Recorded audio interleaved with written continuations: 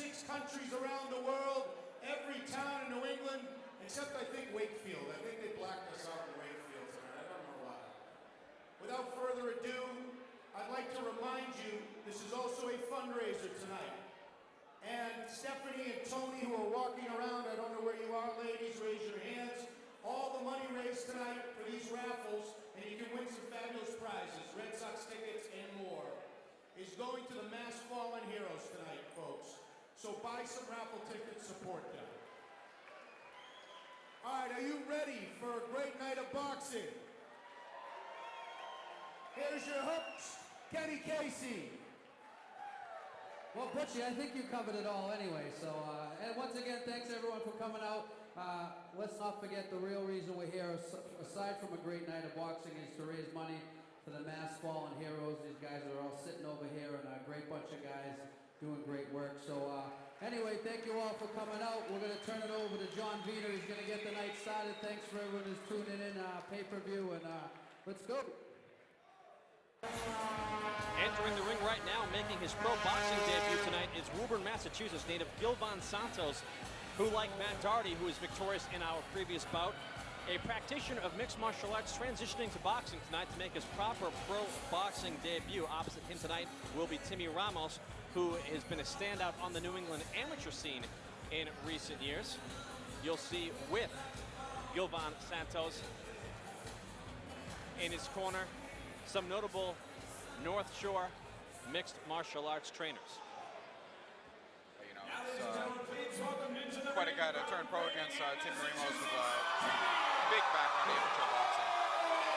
And you will hear the crowd respond as John Vina introduces Tim Ramos, making his pro debut tonight, into the ring.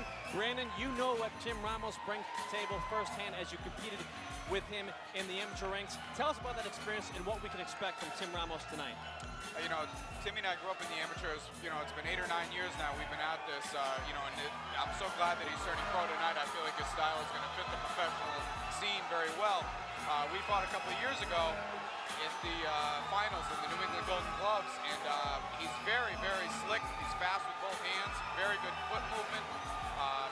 You know, I think that you're going to see some good slickness. I think the first round might be a little feel-out process for him because this is different. You know, this is the professional world. So we might all get to know a different Timmy Ramos tonight, and I'm looking forward to it. He's made the transition down to 126 pounds. When we competed, it was at 141. So let's see if he can carry some power down to 126. I'm very excited. Well, both combatants are now inside the ring. We'll send it to John Vina for the official introductions. Ladies and gentlemen, your third bout of the evening is scheduled for 4 rounds. This at a catch weight of 128 pounds. This bout is proudly presented to you by Matrix Aerospace, and your referee in charge of the action is Mr. Paul Doyle. Introducing first, fighting out of the blue corner to my right.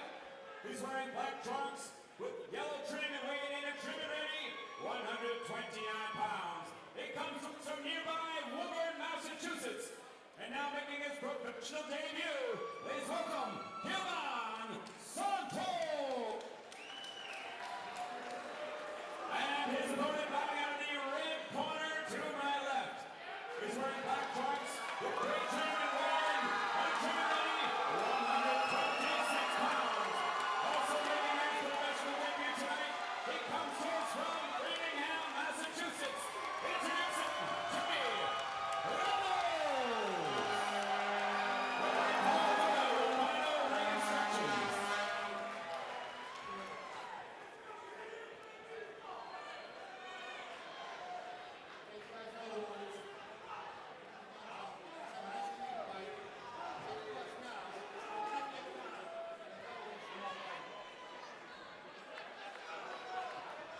Timmy Ramos making his pro debut wearing the black trunks with the silver trim. Gilvan Santos making his pro debut wearing the black trunks with the yellow trim. 4 rounds, technically junior lightweights, but Timmy Ramos entered the fight at 126 pounds, which is the featherweight limit. And you mentioned earlier that when you competed with Ramos in the amateurs, it was in the 141-pound weight class, and he had a great physique then. He's entering 15 pounds lighter tonight at 126 and also looks great. Yeah, you can can see that he's obviously put in a lot of work and time. This doesn't happen overnight. And, you know, we've spoken in the past. He's been wanting to turn pro for a while. You know, he's done everything possible in New England in the amateurs. He's been to the Nationals, represented Team New England. You know, I think it's time, and this is a very, very appropriate time for him. In 126, if he feels good, and, you know, this is the way it is. You have that extra day to hydrate, and I'm looking forward to his pro career. See, he's very calm in there. You know, this is nothing new to him other than the fact that it's his professional debut. You know, I think you're going to see him trying to work off the jab. You're going to see some slick boxing here from Timmy Ramos.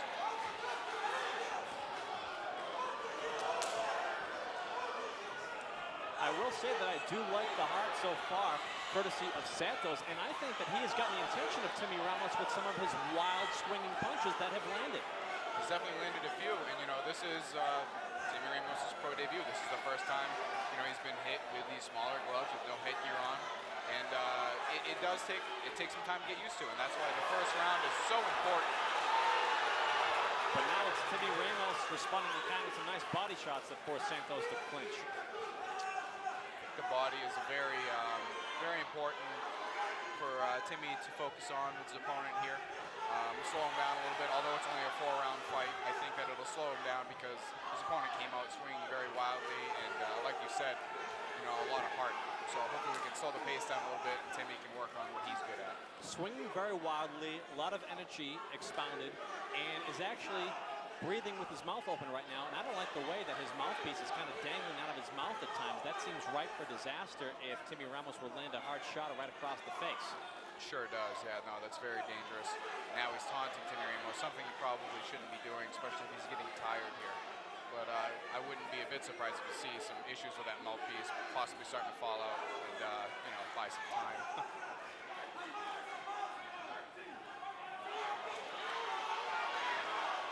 And Santos dips incredibly low to avoid some punches. Referee doesn't break them as he tries to clinch. Nice right hand by Timmy Ramos. That's a good pro move. Protect yourself at all times. Referee didn't say stop in the action. He hit him with the right hand. That's right. There isn't going to be any tricks that you can show Timmy that he hasn't already seen. He's been around this game for a long time. Spars with all the local pros. A lot of local talent here in New England, and he's growing up right in the mix with. He's from Framingham, Massachusetts. This is a guy in the gym who's a pretty good fighter from Framingham himself, Danny O'Connor, who we'll see in the main event. Good opening round between Timmy Ramos and Gilvan Santos here at Melrose Memorial Hall in Melrose, Massachusetts. Santos came up very aggressive, landed some good shots. Ramos kept his cool, however, and landed some good shots of his own, and probably landed the cleaner, more effective punches, but at the same time, nothing that really had too much of an ill effect on Santos to the point where you thought he was in any trouble. Yeah, the only time that I thought maybe some of the punches would have affected him was when Ramos landed a few to the body, which is a very common occurrence in pro boxing or any combat sports, of course. So I think that you'll see in the second round some adjustments Timmy may make is just to believe in the jab, work off the jab, and try to get some into the body again, slow him down. And what I saw from those body shots you spoke of is that he never really had Santos in trouble, but he did earn his respect with those shots landing to the point where, from that point on in the round, I noticed that Santos was trying to fight on the inside much more as to not allow Ramos to get much leverage on those punches. Whereas before, he was from the outside coming in from all angles, ready to swing for the fences. Definitely, and you can see he's having issues with his mouthpiece here, like which we talked about in the first round. And you know what I see here in round 2 from Santos, and we saw it from Ramos as well, but I like it coming from Santos because he learned it from Ramos in round 1. When they're in the clinch, the ref didn't tell him to break. He snuck in a right hand upstairs. That's right. That's right. It's protect yourself at all times. And nice uppercut by Santos. Very nice uppercut.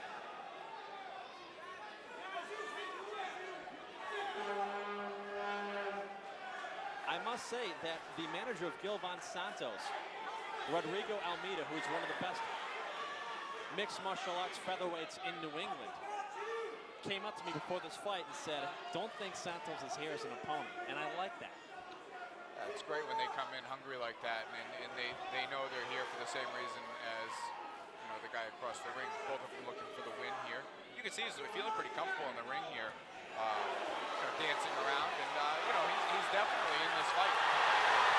And a right hand lands for Ramos, and Santos falls through the bottom and second rope. He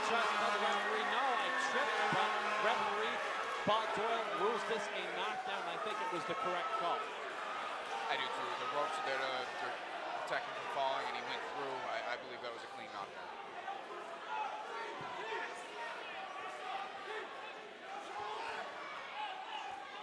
Ref is doing a good job at letting the fighters, fight through the breaks and take care of themselves. It's nice to see a ref to realize, these are experienced guys in here.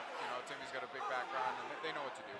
And I like the fact that he's allowing them to fight out, and both fighters are in fact fighting out. Sometimes fighters clinch hoping the ref will break them up as to just halt the action. Both these guys want to fight the inside, they want to fight the inside, they want to fight. Yeah, that's what the crowd wants to see, and when both combatants are in shape, they have no problem with fighting out. A lot of times, like you said, when fighters are looking for the ref to break them up, it's because they're tired and they're looking for a break, looking for a way out.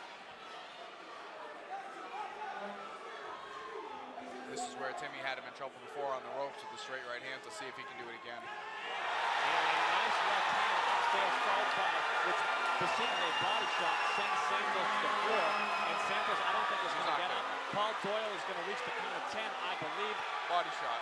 And that is that. A left hand to the body results in a first-round TKO and a successful pro debut for Framingham, Massachusetts, Tim Ramos. That was a great win, great shot. Like I said, I really thought he focused on the body, and and obviously it paid big dividends for him in the end, stopping his opponent. I believe it was a left hook to the body. Very nice pro debut for Timmy Ramos with a bright future. And I'll say this right now: in the first round, we saw the aggressiveness and the heart of Gilvan Santos shake up Ramos here and there in spurts, but Ramos, the seasoned amateur boxer that he is, brought that with him to the professional ranks tonight as he weathered the storm, saw his openings, took advantage of them, and ultimately has a second-round TKO. He adjusted to everything that Santos brought at him and passed with flying colors. I believe Santos was a great first opponent for Timmy Ramos. I think he grew a lot in that first round.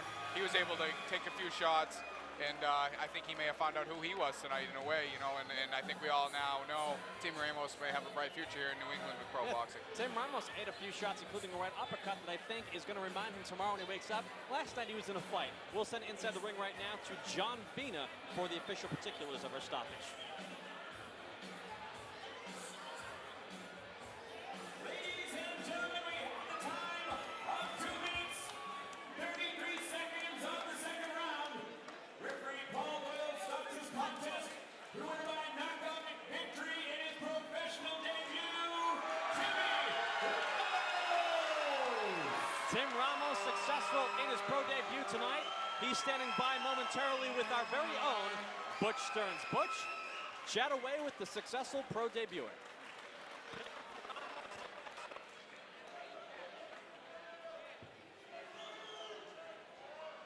We're ready for you now, Butchie. Take it away, my friend.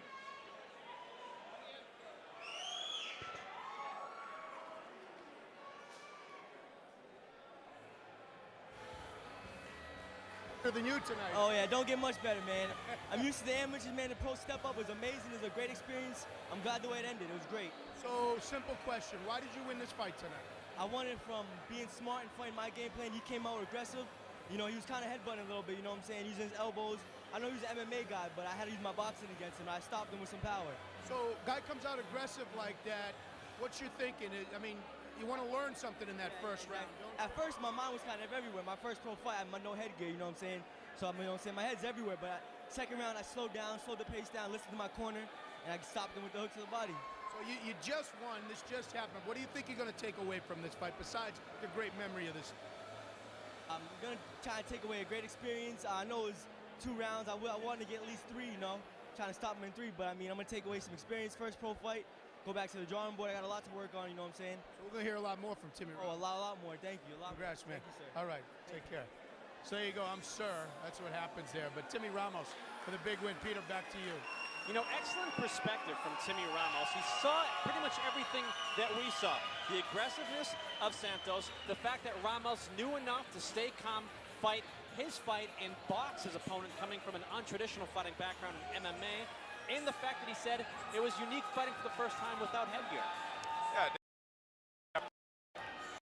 No, shots you take think about a headgear, it's a big difference, and you know, it wakes you up a little bit. And I like how he said he wanted to get at least 3 rounds in. It ended in 2. Of course, he'll take it. But you know, it's nice that he's looking for the experience, and that's what he always did in the amateurs. He's a boxer, and that's what he's going to do. Female welterweight action on its way between Alexandra Lopes and Lucretia Meacham. Both women spoke with us yesterday. Here's their words. So buy some more raffle tickets, please. Buy some raffle tickets. You can give away as prizes to clients, friends, family. Think about more than ourselves tonight. Let's help out the mass fallen heroes. Also, another reminder, this is the first time you've been to a boxing match, or first time you've been around here, May 23rd. Again, Arena. Premier Boxing Championships live on NBC. A lot of the same fighters you saw here. If those of you like me are old enough to remember ABC's Wide World of Sports, it's like that. May 23rd at Guinness Arena. So again, support the mass fallen heroes. Cheer on your fighters. Let's have a great time tonight, everybody. With stirs, ladies and gentlemen.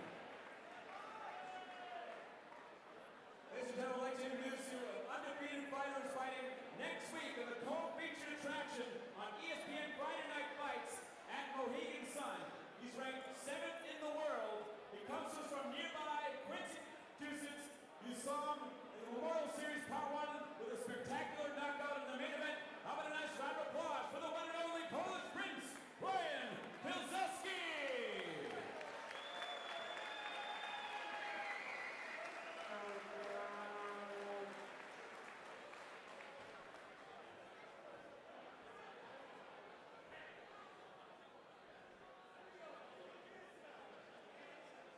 Fighting live on ESPN Friday Night Fights at 10 p.m. Next Friday night, don't miss it. The undefeated Polish Prince, Ryan Pilsudski.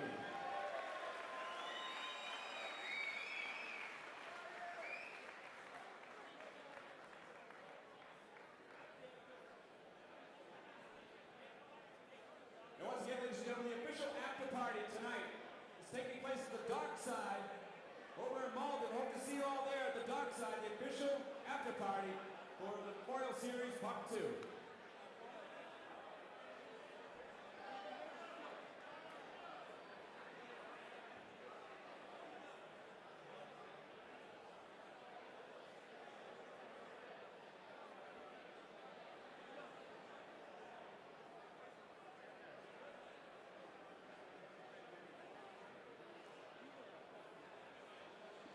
Special thanks to our sponsor tonight, Tullamore Dew Irish Whiskey. I'm a fan of Irish whiskey. I'm a fan of Tullamore Dew Irish Whiskey. Special thanks to them, proud supporters of Murphy's Boxing in this broadcast here on murphysboxing.com.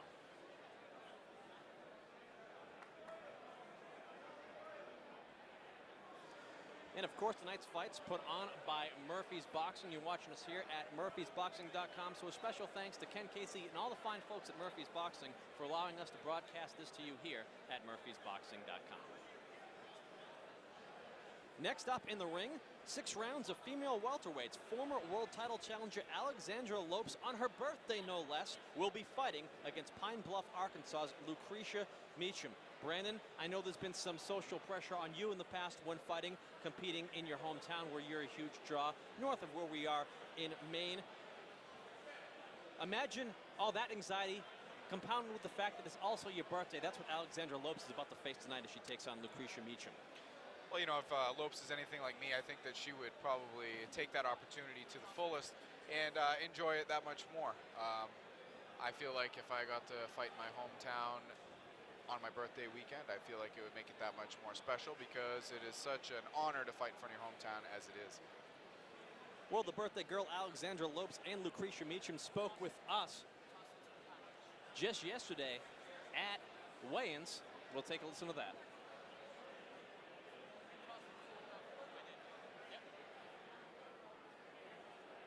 This is your first time here, however, certainly not your first time fighting on the road. That has sort of been the pattern for your career. You are definitely a road warrior. What do you think of fighting somebody in their hometown at this stage in your career?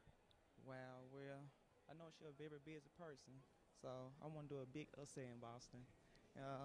I know she's going to be a very tough person to catch, but I'll be the one to knock her out. How did training go here for you this time out in Arkansas?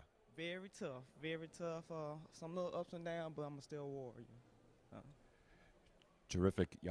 You've certainly fought the who's who of women's boxing in your weight class. How do you see Alexandra in the rankings compared to some of the other very tough fighters that you've faced? Well, I see her going pretty far, but like me, I'm a warrior, so I don't let nothing stop me. I feel like she has some ups and downs, and she said she want to let this be her last one, but I don't think she should let this one be her last one. I want her to keep on till she retired, you know. I want her to keep on fighting. Now, tomorrow night, aside from her fighting in what is essentially her hometown, it's also her birthday. Tell me about the additional pressure that she's on having to perform in front of all of her friends that are coming to give her birthday wishes and fight at the same time. Well, I want to say happy birthday to her. So this will be a great birthday gift for her. So I think this will be a great thing for her because she's a warrior. So good luck for her and happy birthday. Thank you very much. Alex, welcome to Melrose. Thank you. Thank you. Glad to be back. This is your second appearance here. How do you like this venue? I love it. I think it's a great little fight venue. Doesn't seem like there's a bad seat in the house, so I really liked it last time. This is your second fight back after challenging for a world title in the fall. How do you feel about returning to the ring after fighting at such a high level? You know, we had a little challenging run. We had 2 draws, and then we lost a majority decision in Sweden. So I think this is time to rebuild and kind of, you know, get skill level up and practice. So it's good. It's good. I'm glad we have an opportunity to fight again so quickly. We scored, you know, unanimous decision win last time, so we're hoping for the same result this time. Now, it's kind of an unusual night for you to be boxing. Tell me what makes this unusual tonight for you.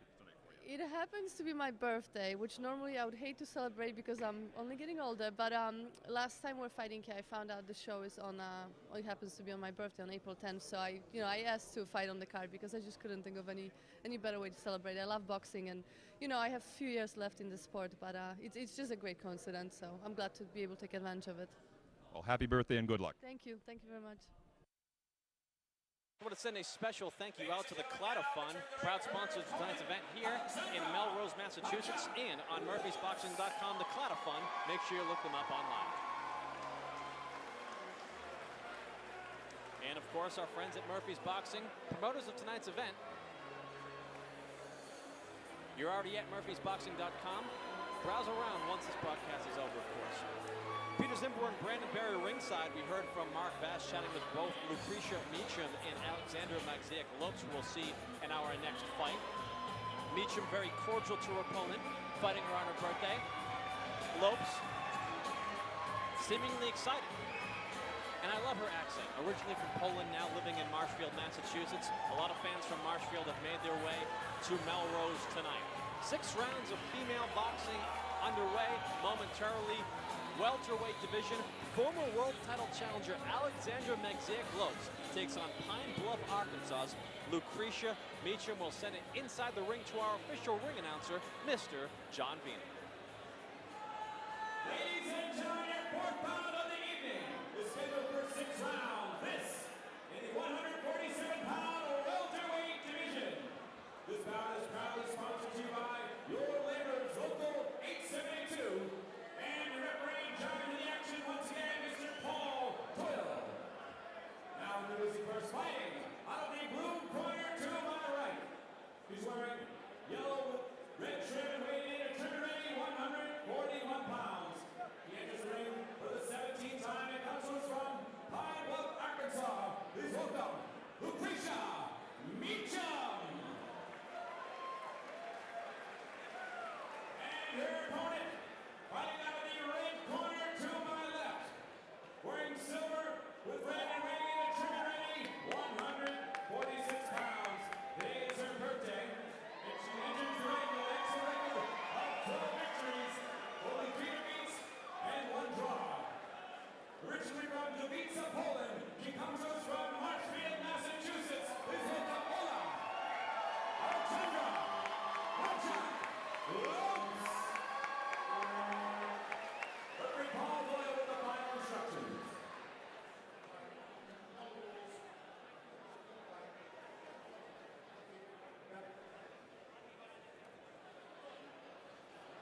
6 rounds of female welterweight boxing underway momentarily. Alexandra Lopes wearing the gray trunks with the red trim.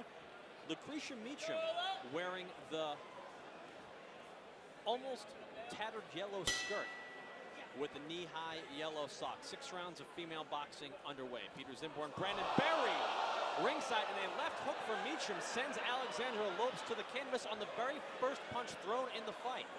Lucretia Meacham has her own way of saying happy birthday, Alex. I was just going to say she wished her happy birthday in the interview yesterday, and maybe that was the present that she planned on giving to her. Both similar experience in the ring. Obviously, Lopes' record is far better, but that doesn't mean the experience of Meacham won't carry her to make this competitive fight, which she already showed within seconds of the opening round. And you mentioned the records of both fighters. Magziak Lopes, a former world title challenger, enters this fight with a record of 12 wins, 3 losses, and 1 draw. Meacham with a record of 3 wins against 13 losses. But within those 13 losses, Meacham has fought pretty much the who's who of who is out there as far as female boxing is concerned in her weight division. And the truth of the matter is, in female boxing, sometimes the depth isn't quite there as it is in men's boxing, and all of these girls have to fight each other, and you're not going to get any soft touches. You're going to have to fight steel time in, time out, and that's what both these ladies have pretty much had to do their entire career. Definitely, and Lopes' record proves that with 15 or 16 fights and have already fought as a title contender. It shows that it's not as deep in the female divisions, and like you said, they've all fought tough opposition. So I bet we're in here for a tough fight. And you know, what might be the difference between Lopes and Meacham is Meacham probably doesn't have the fan base in Arkansas that Lopes has here in Melrose, Massachusetts tonight. Alexandra Lopes' fan base, time in, time out, is excellent in coming to her fights and making a lot of noise when she enters the ring. As a result of that, she's had a lot of people come to her hometown to fight her, and she's been able to fight them when she's ready for them. Probably not the case for Meacham, who's had to go on the road. She's somewhat of a road warrior. But as we enter the closing seconds of round number 1, as we are fighting in 2-minute rounds in female boxing, a good opening round for Lucretia Meacham as she landed a left hook in the opening seconds that sent Alexandra Lopes to the canvas. And Alexandra Lopes in an interesting place right now. I don't think she's used to going back to her stool after round 1 after having lost the opening frame. Yeah, she's got a lot to think about here because I believe it's a 6-round fight. She's already, I would assume, down 10-8. And, although, this is when probably fighting in close to your hometown comes into play. She can use the crowd to her advantage, and hopefully they can pump her up enough to get her back on her game plan and win these next 2 rounds. And we should mention, even though Lopes was knocked to the canvas, I don't think she was really hurt. I think she was caught cold, if anything. And she got up seemingly fine, but still a legitimate left hand sent to the floor. Yeah, so nicely timed left hook. And, that's why the first round is so important in boxing. Much more dangerous than the later rounds. Now she has a feel for it. I'd be willing to bet if she got caught with that same shot again now, most likely wouldn't go down. Because as you said, she wasn't hurt, it just caught her cold. Nice left hand by Alex Lopes here in round 2.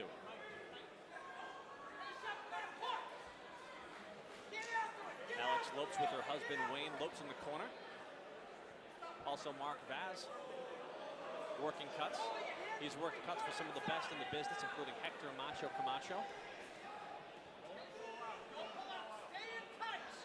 Lopes trying to get that jab going now.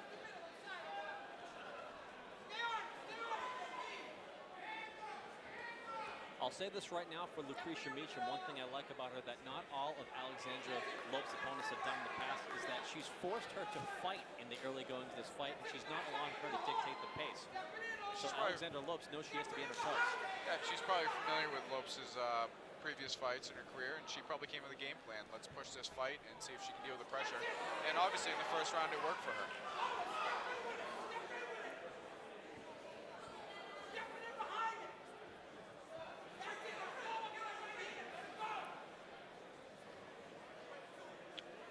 Fighters slow the pace down now. Almost looking to counterpunch here.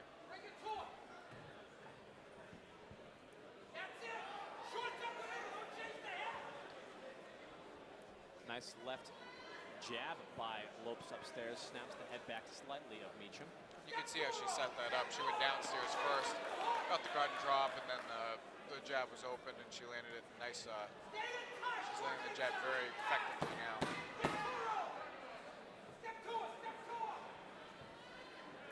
Nice right hand as the second round comes to an end. Well, a good bounce back round for Alex Lopes after losing the opening frame after hitting the canvas.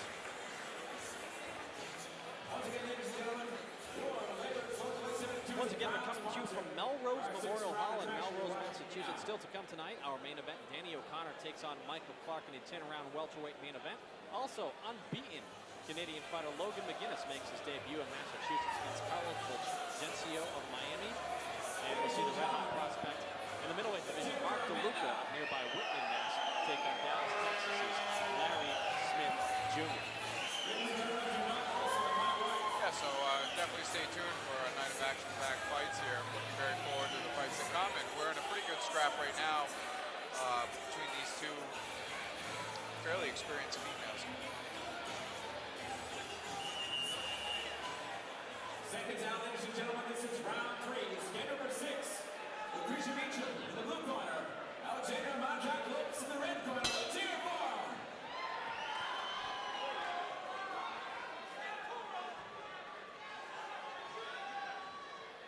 See Lopes going right back to the jab as it worked very effectively for her in round 2.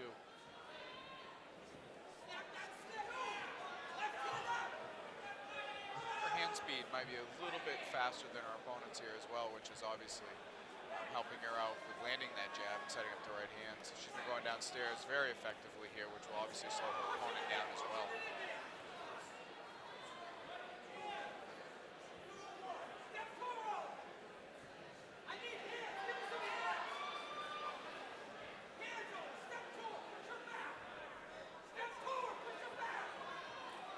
Lopes is continuing to push the action here.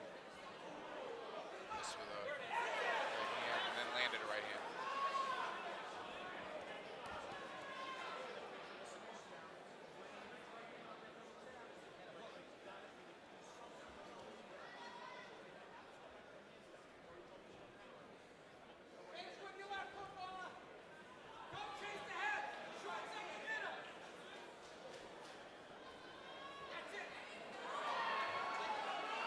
Being 2-minute rounds, you know, the female fighters have quite a lot less time to make things happen here. You know, that's a whole minute less. So I like how Lopes is trying to stay very busy. I feel like she realizes, you know, there's not a lot of time in every round, and she's trying to score as many points as she can. And while more often than not female boxing is contested with 2-minute rounds, there was a rule put in place within the last 3 years by the Association of Boxing Commissions that if both fighters do want it, they can fight 3-minute rounds now. However, we've got 2-minute rounds between Alexander Lopes and Lucretia Meacham in the ring tonight in Melrose, Mass. I remember at a fight a few years ago in New Hampshire. Alex Lopes' opponent demanded 3-minute rounds, and Alex Lopes said, okay, let's do it. Round 3 comes to an end. Another good round by Alex Lopes. So halfway through the fight here, and let's see if Meacham can make some adjustments here and possibly get more offense going again for the second half of the fight. Yeah, at this point it's even on my card, 28-28. 2 rounds to 1 for Lopes, but Meacham did have the knockdown in round 1, which gave her a 10-8 round. So still anyone's fight here at the midway point. But the last 2 rounds have certainly gone in the favor of Alex Lopes, and you sense momentum swinging in her favor. But we'll see what Lucretia Meacham from Pine Bluff, Arkansas can muster up. Yeah, I've never been to Pine Bluff, Arkansas. I haven't either. I haven't either, but I do have to say I wouldn't count her out quite yet. Because obviously she knows, I think now that the tides have turned, she can probably feel the momentum going, you know, in her opponent Lopes' way. So let's see what she has to bring to the table here in round 4.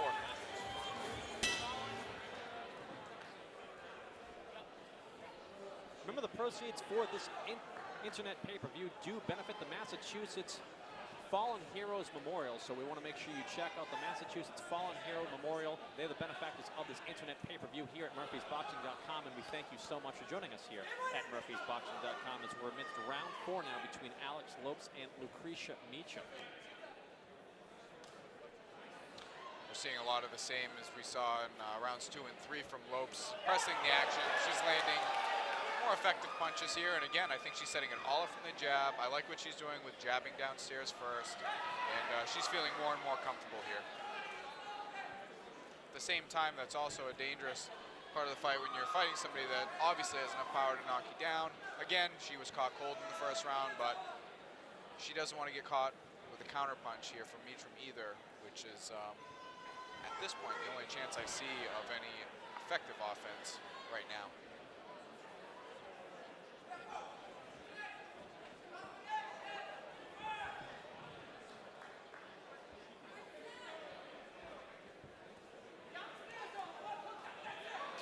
Nice body punches there from Lopes. Nice jab to the body, although none of these punches have seemed to really affect Meacham, who's obviously a pretty tough customer here.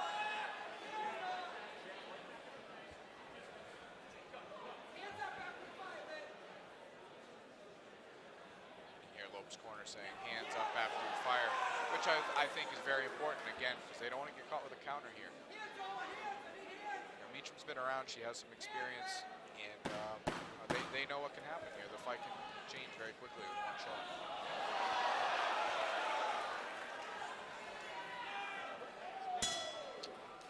Round 4 comes to a conclusion.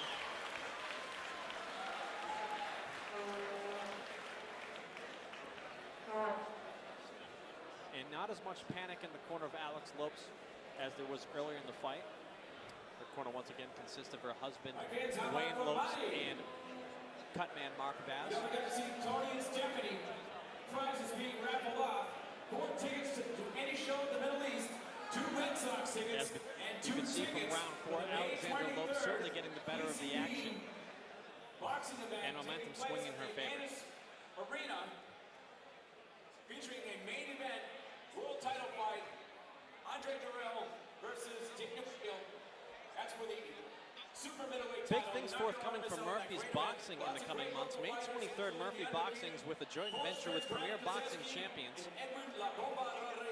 with a primetime network television boxing show from the Agganis Arena in Boston on NBC, featuring an IBF world title fight in the main event, and also many local standouts, including Edwin Rodriguez, Ryan Kozeski, Mark Luca, and Danny O'Connor. So we look forward to that on May the 23rd at the Agganis Arena on the campus of Boston University. Right now, we're enjoying a good fight between Alex Lopes and Lucretia Meacham here in Melrose, Massachusetts.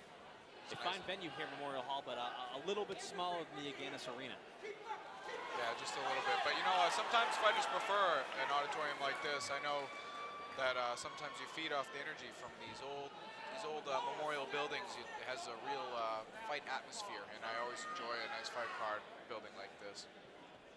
Not a bad seat in the house here in Melrose. No, definitely not. I think everybody here is definitely enjoying the action. This is a very good fight here, back and forth. This round, I feel like Meacham has definitely been a little bit more effective in the last 2 or 3 rounds, as she might feel the urgency to get something going offensively, giving up the last few rounds.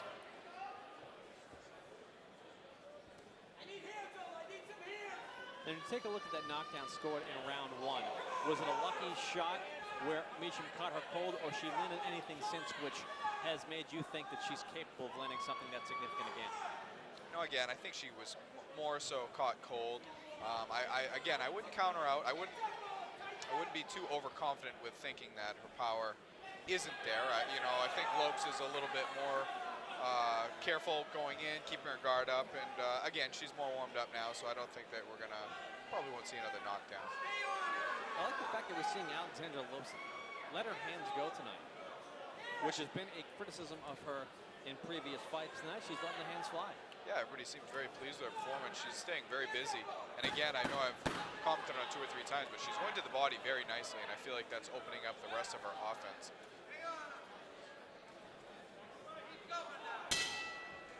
Round 5 concludes. Another one in the books for Lopes. Well, in 2 minutes of more boxing, we'll find out if the judges actually have purpose tonight, as we see nothing but stoppages thus far as we take a look back at some of the action of the previous round.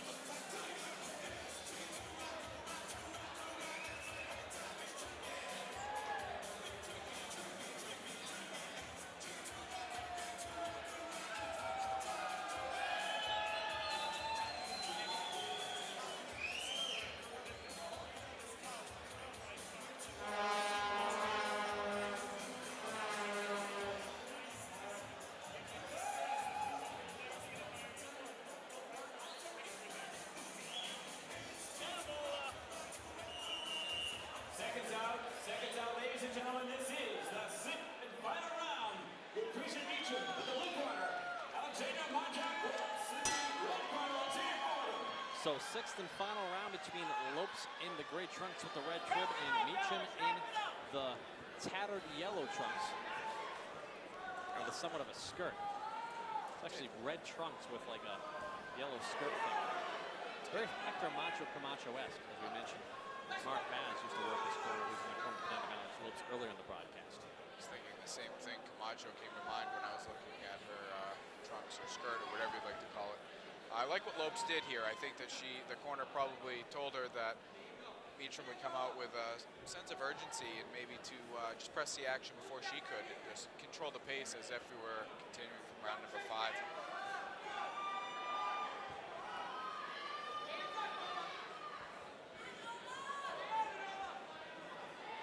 I was expecting Meacham to push the action a little more here. Probably a little bit more than a minute left here, and I would say she would have to get a stoppage to get the win. I think Lopes has something to say about that. Landing a very, very nice right hand and another right there. And another. Both ladies landing heavy blows tonight in Melrose. This is great. The crowd's loving it. Very competitive fight, evenly matched. This is putting on a show for us here. We have to be under a minute to go now, and Lopes is going to the body very strong.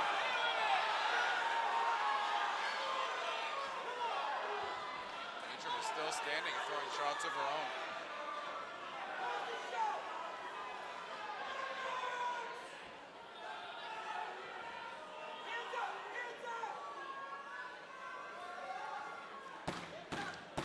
Last 10 seconds here. It looks like it's going to be a memorable birthday for Lopes. Fighters stand and finish it out throwing blows.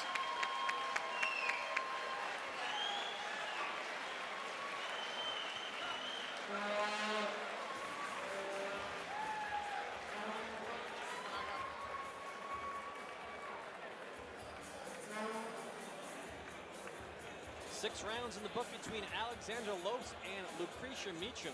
I scored the fight 58-55 in favor of Alexandra Lopes. I essentially had her winning 5 rounds to 1 with the lone round she didn't win. The opening frame is Meacham with a left hook centered to the canvas. Meacham came to fight, but ultimately Lopes' skills were superior, and I felt that she won the bout. Yeah, I think so too. I think the first round she was able to keep her composure after getting knocked down and came back strong to win every round fairly clearly. Although it was a very competitive fight and entertaining to watch. Still to come tonight, Greg Vendetti of nearby Stoneham, Massachusetts, which I had to drive through to get to Melrose. That's how close it is. He'll be taking on Providence, Rhode Island's Angel Valdez. That's our next bout up on the docket following the results of this fight between Lopes and Meacham. And also still to come tonight, Windsor, Vermont's Chris Gilbert takes on Pedro Gonzalez. I'm sure a lot of folks joining us here on MurphysBoxing.com from the fine state of Vermont. Chris Gilbert on his way as he takes on Pedro Gonzalez here, live from Melrose, Massachusetts. A little bit long in getting the scorecards calculated from the judges, which is interesting to me. Alexandra Lopes has had a few draws in her career that I did not think were draws. Usually when it takes a while to get the scorecards, there's something going on. I never have a very good feeling inside when I'm in the ring waiting for the score and it takes a little bit longer than it should. Well, I don't see John Vina, our ring announcer, entering the ring yet with the official score totals, so they are still being tabulated by the Massachusetts Boxing Commission. We'll have those totals for you momentarily. Once again, you're watching MurphysBoxing.com. Boxing from Memorial Hall in Melrose, Massachusetts. Peter Zimbor and Brandon Berry joining you ringside.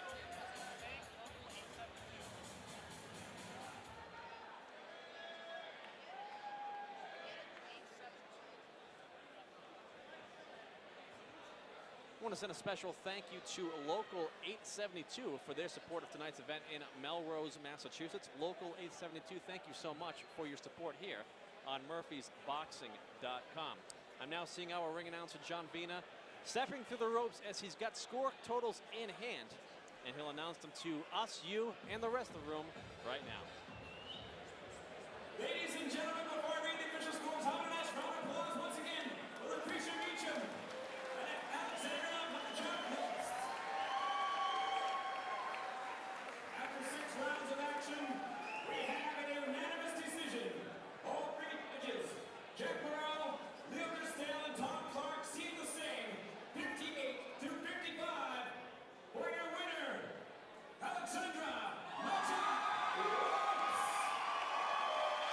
So the length and tabulating the scorecards aside, all three judges see it exactly as we had it. 58 to 55 for Alex Lopes, and that's the right score. She won 5 of 6 rounds, and the lone round she didn't win was because she hit the canvas. Yeah, no, and I think that both fighters put up a good fight. The scorecards were all the way it should be, and very impressive win.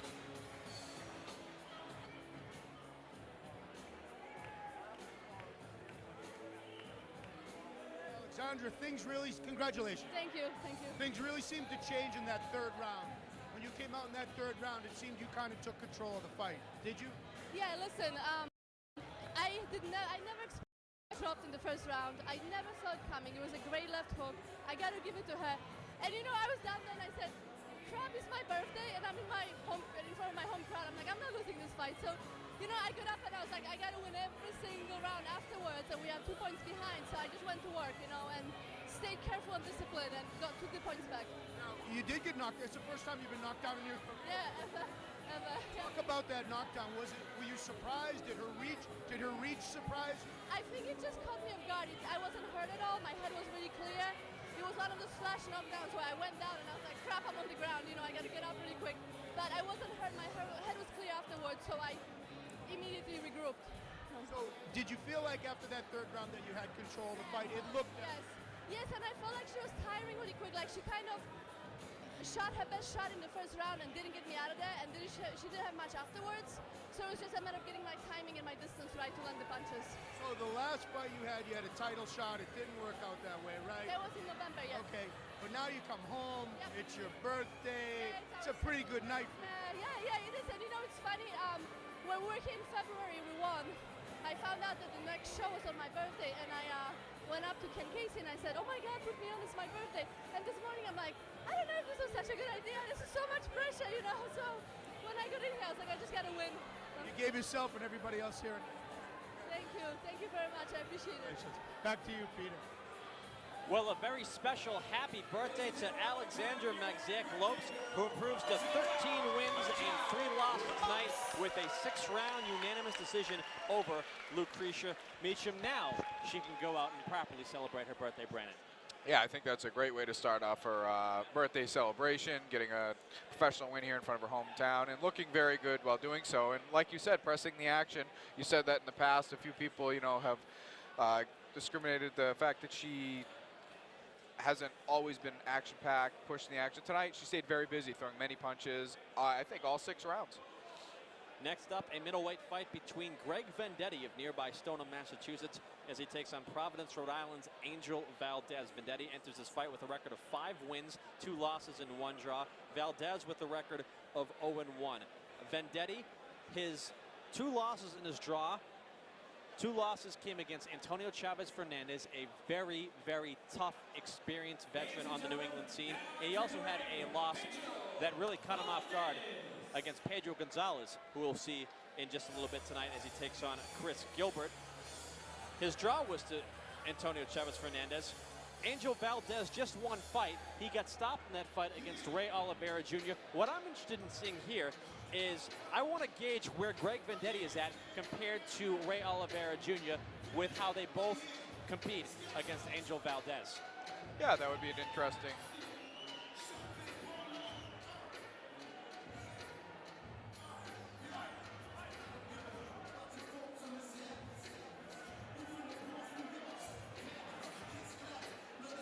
Want to make sure we thank the fine folks at Matrix Aerospace for their involvement in tonight's event. Matrix Aerospace, proud supporters of Murphy's Boxing, as Angel Valdez is now inside the ring. Entering the ring from nearby Stoneham, Massachusetts, please welcome Greg "The Villain" Vendetti.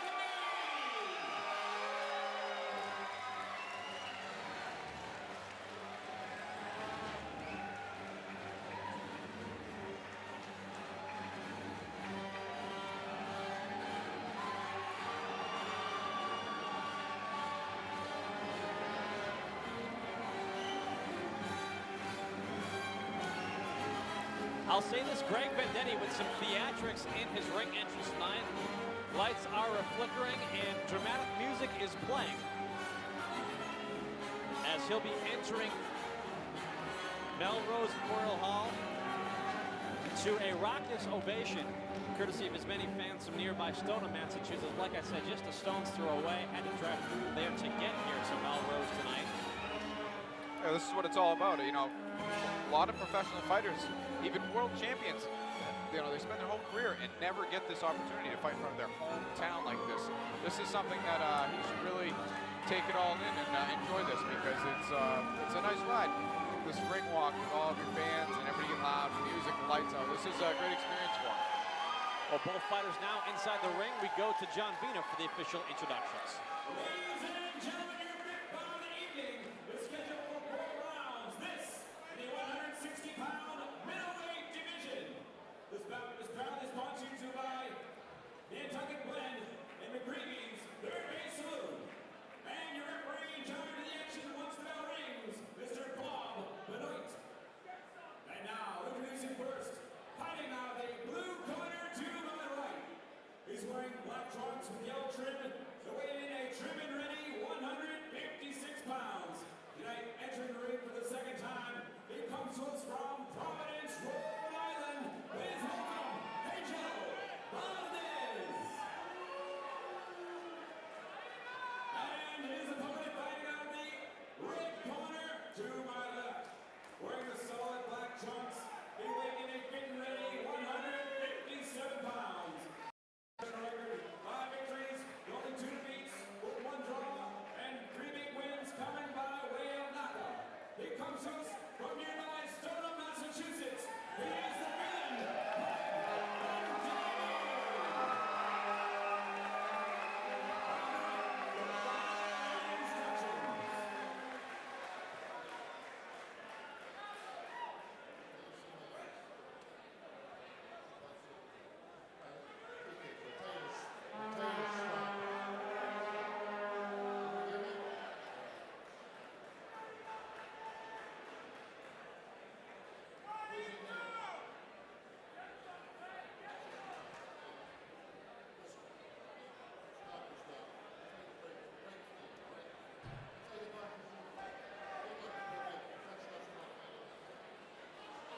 Vendetti wearing the solid black trunks. Valdez wearing the black trunks with the yellow trim. 6 rounds of scheduled middleweight action.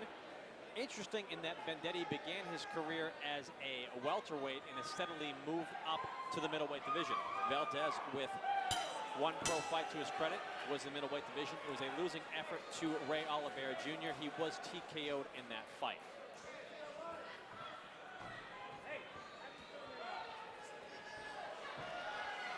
Fighters come out swinging pretty hard here. A lot of intensity on some of these shots. Fast start for a first round. And it'll be interesting to see how the weight comes into play for Greg Vendetti. He has fought 1 fight at middleweight thus far, and it was against Jesus Cintron, who, like Vendetti, is not a natural middleweight. So the full impact of fighting a real middleweight didn't really come into play. Valdez is a real middleweight. That's right. I think that it will definitely make a difference to have a real middleweight in front of you. See Vendetti's body. He's obviously put a lot of work in to get to this weight. He definitely doesn't look like he doesn't belong, but of course it'll be a difference fighting bigger guys. Everything about it is you know, more power and just definitely a nice left hook there. Yeah, he knocked Valdez backwards with that shot, but Valdez responds back with a nice shot of his own. A lot of people would look at it as, you know, the transition moving up. You know, will he be able to, you know, deal with the pressure and power of a bigger man? But one way to look at it, people forget, is, you know, what he has to offer. Will it be effective with a bigger man as well? You know, will his game have to change? Will he have to change the way he fights? He looks like a pressure fighter, probably been able to hurt his previous opponents, but this weight difference, you know, he may have to change some things. That left hand finding a home here in round 1 for Greg Vendetti.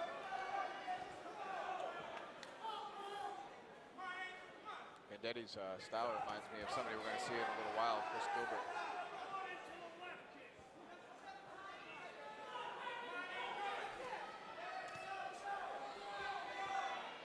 Chris Gilbert's another fighter who has fought between welterweight and middleweight in his career. That would be an interesting collision if it were ever to come to fruition. Just thinking the same thing. styles very similar. Both of them come forward, bobbing and weaving. Looks like all of it. I don't think they have a punch that isn't a power punch. Looks like a little bit of blood there.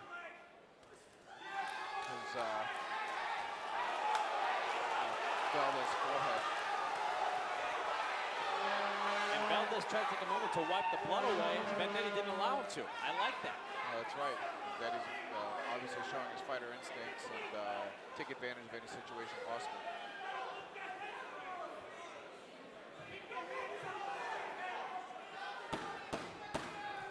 Closing seconds of round one. That blood that we do see in the forehead of Valdez, it's almost in the middle of the forehead, really not in a bad spot where it could adversely affect his vision. If anything, it could just be annoyance to him psychologically. Greg Vendetti puts his hands up in celebration at the conclusion of round one. He feels he's won the opening frame. The crowd seemed to agree with him. I happen to agree with him. Good opening frame for Greg Vendetti, but Valdez did have some good moments too. A very competitive first round, and anxious to see the rest of the fight here.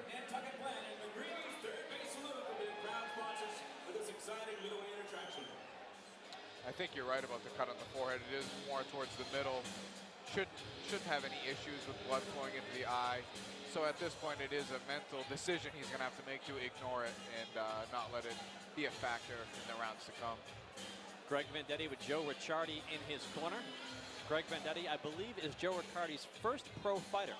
In the corner of Angel Valdez, Jose Santos taking the lead. Jose Santos has worked corners for many fighters in New England over the years, including Eddie Soto, Vladini Biasi, and so on and so on. Round two of a scheduled four-rounder on its way right now between Greg Vendetti and Angel Valdez. Seeing already a lot of the same. Vendetti coming out strong, firing combinations, moving his opponent backwards. Anxious to see what he had do here the rest of the fight. Experienced corner that you were just speaking of, I'm sure made a few adjustments, and let's see what he's got to offer here as the ref warns him for holding his opponent's head down and punching at the same time. I mentioned Jose Santos in his corner, also Orlando Baez working his corner as well, who currently works with Rich Gingras. So again, his corner is obviously very strong, which is very important. Very important in a professional career to have a corner that can make adjustments when needed, stay calm, give you the right advice. It's a big puzzle, and that's a huge piece of it. Orlando also worked significantly with Antonio Chavez Fernandez in his career, as Valdez had a nice right hand that Vendetti responds to with some wild swinging. Yeah, he did land a nice shot on Vendetti, and then what impressed me even more is it's almost like he could sense that Vendetti was going to try to get that one back, and he held his hands up high while Vendetti was unable to score. And I mentioned that Orlando worked with Antonio Chavez Fernandez because he represents a loss and a draw on the record of Greg Vendetti. It's funny somehow how it tide turns and it all comes full circle. Both fighters here looking to start some offense again. Vendetti coming in with a double jab.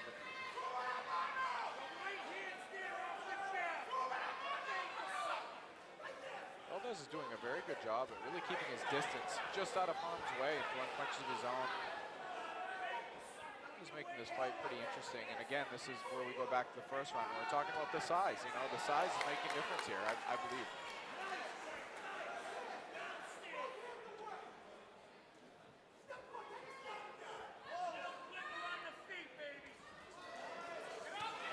Nice body shots by Vendetti.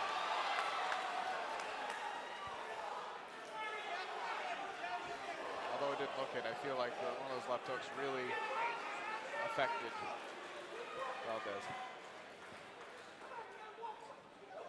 Nice jab, Vendetti. After that left hook to the body, Valdez has really had not much to offer here. It slowed him back quite a bit.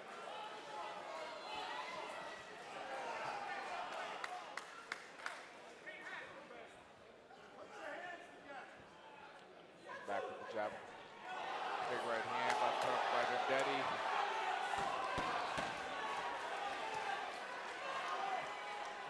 Yeah, Valdez has eaten some big shots here in round two. Another good round for Greg Vendetti.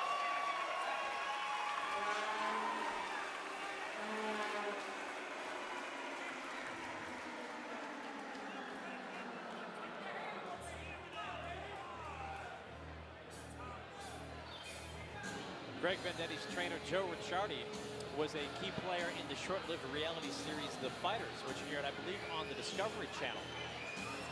And as I hear him give instructions to Greg Vendetti in the corner, I think to myself, if I was going to typecast a boxing trainer for a TV series or a movie, I think I might just get Joe Ricciardi to play the role. Yeah, no doubt. I watched that as well, and he did a very good job in that series, and I was actually a little upset that it only lasted such a short time like it did. I think the entire season did ultimately air in an obscure time slot on the obscure channel. Yeah, it did. I was unable to watch all that, but I do remember him on there, and I remember the fighter that he was working with at the time actually fought on a Pro-Am card that I fought on in Portland about a year later.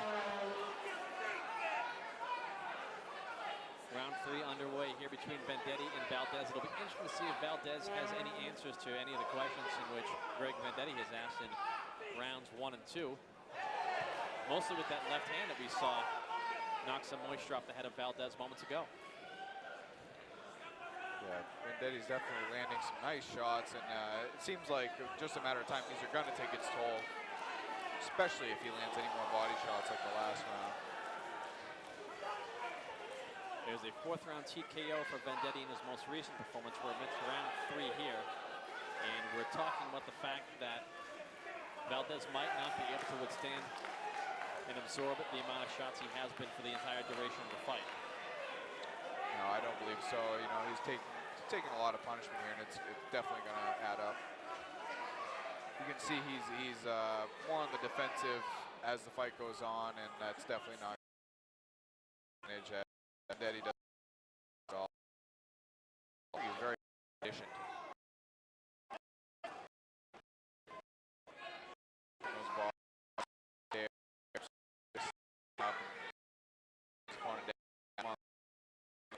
It's dangerous.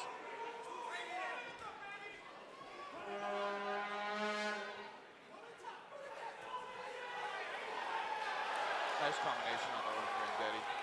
Although a few of them were blocked, a couple of them landed too clean.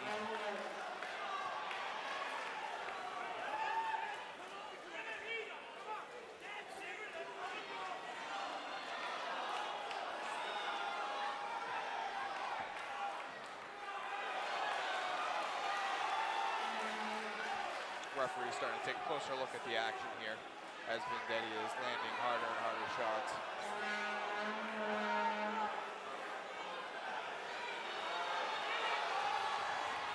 Valdez finally goes down.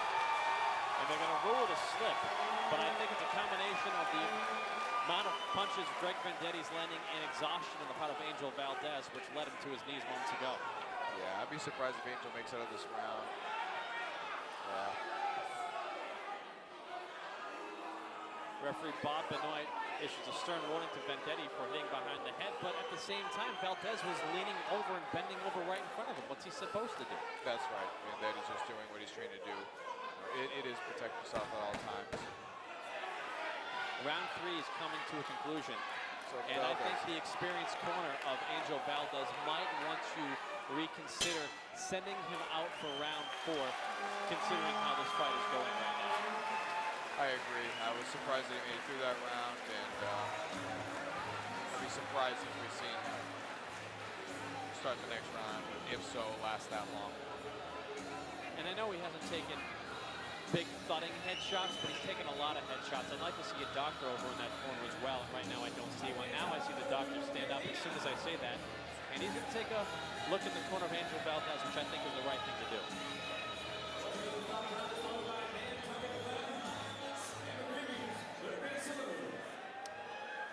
Looks like they're going to send him out for round number 4 here. So let's see if he can make any type of adjustments, keep Vendetti off him. I really don't see any big changes coming. It looked like he was really starting to tire in that last round and result taking more punishment. So I would assume Vendetti's going to come out stronger, try to take care of this fight and end it.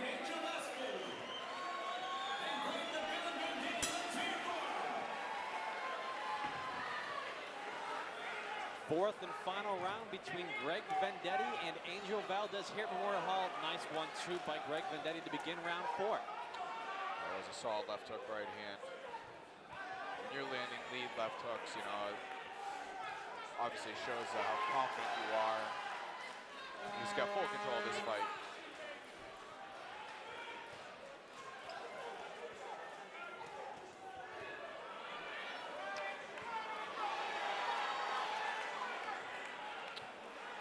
Gotta give credit to Angel Valdez for taking some of these shots.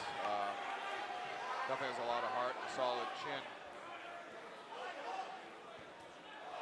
You know, we're at a point in the fight where the outcome is not in question whatsoever. And the unfortunate thing for referee Bob Benoit is there's no obvious point to step in and stop it from what we've seen thus far. But the accumulation of punishment Valdez is taking is to some degree frightening. Yeah, it really is. And this is when, you know, true fighters aren't going to quit. You know, they would rather go out, you know, getting knocked out or whatever it takes. There you go. Benoit's got to get in there, and he does. Great. Very good. A fourth round TKO for Greg Vendetti. An obvious moment finally arose. Benoit took the opportunity to rightfully stop this fight. A fourth round TKO for Greg the Villain Vendetti. And while the villain may be his nickname, he's certainly the babyface tonight as the crowd here in Melrose, Massachusetts, with a round of applause for his efforts as he improves to 6 wins, 2 losses, and a 1 draw with a fourth round TKO over Angel Valdez. Well, you know, in the early portions of the fight when Valdez was fresh, he did do some things Definitely. that would not tickle Greg Vendetti. No, definitely. And, you know, this would be a good tape for Vendetti's next opponent to see what worked in the beginning when Valdez was fresh, and you know, to work on that. I think if Valdez was maybe in a little bit better condition, better shape, things may have been a little different. But Vendetti looked very good out there tonight, very active, and it's quite obvious he spends a lot of time in the gym. He looked like he was in great shape. Still to come here from Melrose Memorial Hall. Next up, Chris Gilbert takes on Pedro Gonzalez. But right now, we will get the official time of the stoppage as Greg Vendetti TKOs Angel Valdez in round 4. And Butch Stearns will chat with Greg Vendetti after the official announcement from our ring announcer, John Vina. Ladies and gentlemen, we have the time. 1 minute and 17 seconds of the fourth and final round. Referee Bob Benoit stops this contest. Here with the fight, KO victory, Greg the Villain Vendetti. Greg Vendetti victorious over Angel Valdez. And he's going to have a few words with our very own Butch Stearns here on MurphysBoxing.com. Momentarily, a homecoming of sorts for Greg Vendetti in a big fourth round TKO win.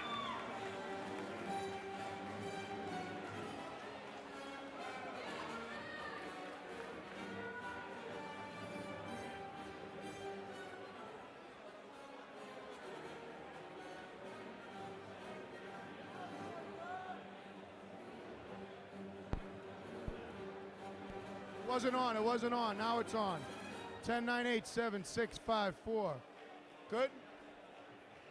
Let's try that again with Greg Vendetti. Congratulations, my friend. Thank you. Made Stoneham proud. Huh? I did, yeah, it was a good one. It was a good fight. Felt like you did a lot of your damage in the first couple rounds counter-punching. Yeah, I mean, the game plan was just say, you know, follow through with the left hook. He drops his right a lot, and just hard work and discipline and stick to the game plan. And I knew I'd wear him down eventually. It's kind of my style, but I kind of wanted to string it out all the way to the fourth, you know, give people their money's worth and shit, so it worked out good. It was a good one. In that third round, it seemed you did start wearing him down. You had like a flurry of punches several times. Yeah, I kind of figured, you know, it's a 4-rounder. I got to start picking it up a little bit. You know, I like the longer round fights. You know, I feel more comfortable. But the shorter rounds, you know, first 2, feel them out, move around, counter a little bit, and then the last was the end. I tried to really put it on him to take him the fuck out, you know. But it worked out good. Yeah, it was good. So 9th professional fight now. Future's pretty bright for you. Yeah, it's going good. I had a little mishap there with the weight. I tried to go down to a lower weight. Didn't work out. No big deal. But yeah, I mean, I just like training. I like to fight, and I like violence. And you know, I mean, if people are entertained by it, keep coming. You know, because that's what you. Middleweight. You think middleweight's perfect? Yeah, I mean, for the closer rounds, like 4s and 6s, I might do middle. But for the longer rounds, I can make 154, no problem now. You know. All right, congratulations. Thank you very much. All right, there you go, my friend. There you go. All right, Peter, back to you. You heard it, 4-letter words and all. Well, it's the internet, Butch, so we can do that here at murphysboxing.com. A 4th-round TKO for Stoneham, Massachusetts, Greg the Villain Vendetti. Still to come here on murphysboxing.com tonight, our main event, 10 rounds of welterweight action as 2008 United States Olympic alternate Danny O'Connor takes on former world title challenger Michael Clark in a 10-round contest. Also in our co-feature, Logan McGuinness, the undefeated Canadian prospect, takes on Carlos Fugencio of Miami, Florida. We'll see the red-hot middleweight prospect Mark DeLuca, a new Al Heyman signee, take on Texas native Larry Smith. And up next, following an intermission, we will see Chris Gilbert of Windsor, Vermont, take on Pedro Gonzalez, an upset specialist from Gloucester, Massachusetts. Still plenty of boxing left to come here on murphysboxing.com, so make sure you stick with us.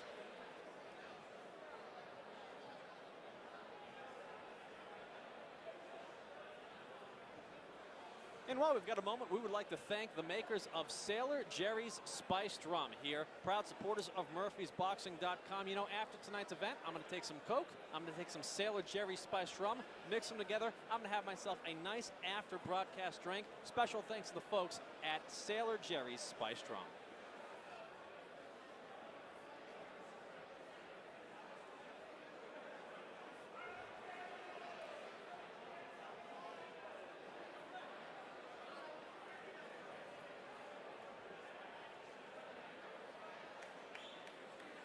And special thanks to you for joining us here at murphysboxing.com.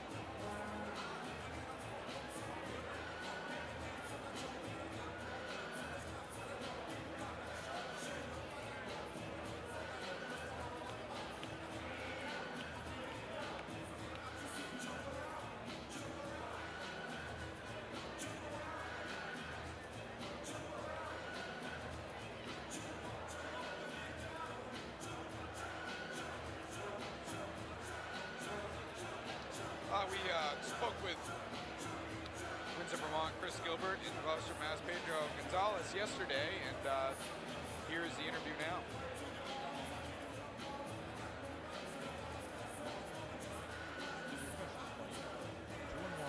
Your one loss was a very controversial loss with an unintentional headbutt that it went to the scorecards early on in the fight. Your other two, you dominated. You had actually an upset win against a fighter that's on this show, Greg Vendetti, in your pro debut last year. You totally dominated him. And this is a bit of a change, another guy that's coming from MMA into boxing. Tell me a little bit about your game plan here tonight. Game plan for this one is just really just stick and move, really. I know he's under pressure. I know he's a pressure fighter. I'm a pressure fighter.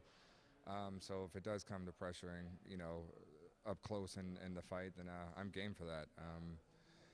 I've been working a lot on my stand-up as far as boxing, as far as Muay Thai, as far as just my stand-up game, period. So I feel pretty confident in my stand-up.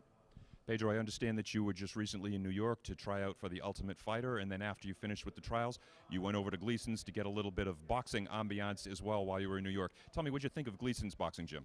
I had fun out there. New York was a blast. Gleason's was a great place. They took me in with open arms. I was able to get some sparring and some one-on-one training. with a guy named Eric Kelly. He's a really good trainer out there in New York. And I was able to go to Church Street Boxing too. And that was pretty fun. I got to do some one-on-one there also. So it was a great time. Terrific. Thank you, Pedro. Good luck. Thank you. Gilbert, welcome to Boston. Thank you. Thanks for having me. It's been about 7 months since your last fight. What have you been doing in the meantime? Training. Never stop. How do you feel about this fight tomorrow night? Absolutely prepared, ready to go, 100%. Just excited. Chris, I've seen you fight most of your fights, and it seems like you have pretty much one style, like a bulldozer, straightforward with bombs. Is that your game plan for tomorrow, or are you going to try and switch things up a little bit with the tall, rangy guy? I guess we'll have to see how it goes.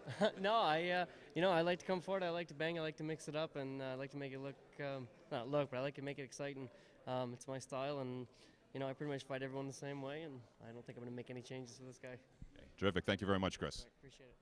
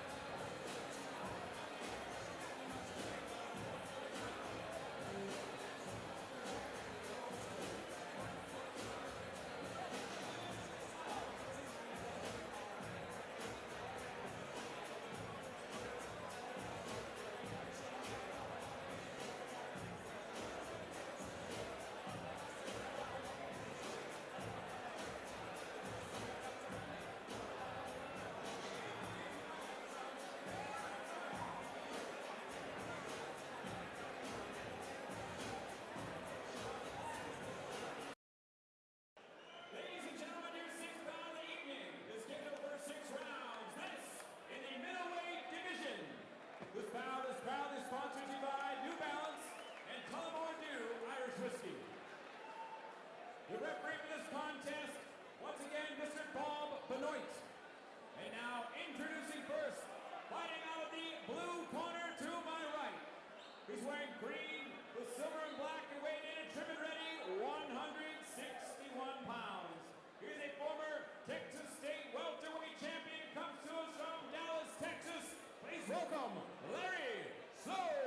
Motion Smith. And his opponent fighting out of the red corner to my left. Wearing solid black trunks, weighing in at the middleweight limit of 160 pounds. Undefeated in 12 professional bouts with 8 big wins coming by way of knockout. A proud U.S. Army veteran, he comes to us from Whitman, Massachusetts. Please welcome Mark, the Italian Bazooka, DeLuca! Referee Bob on the final instruction.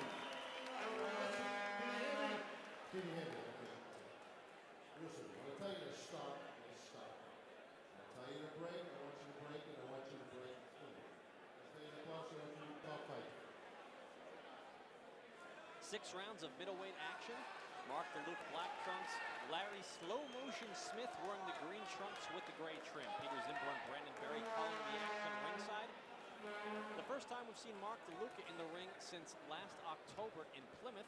He's been out with a back injury, and his manager Al Heyman wanted him to get clearance to compete from the most respected doctors in the country, and apparently he's done so as he's back in the ring tonight. Comes out southpaw against Larry Slow Motion Smith, who had quite the ring entrance, singing some soul, Brendan, as he strolled down to the ring. I'm a fan. It was great to see. I always like seeing somebody have such a good time.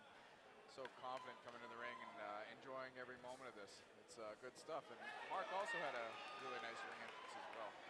Mark DeLuca, one of the most talked about prospects on the New England scene right now. 12-0, 8 knockouts as a middleweight.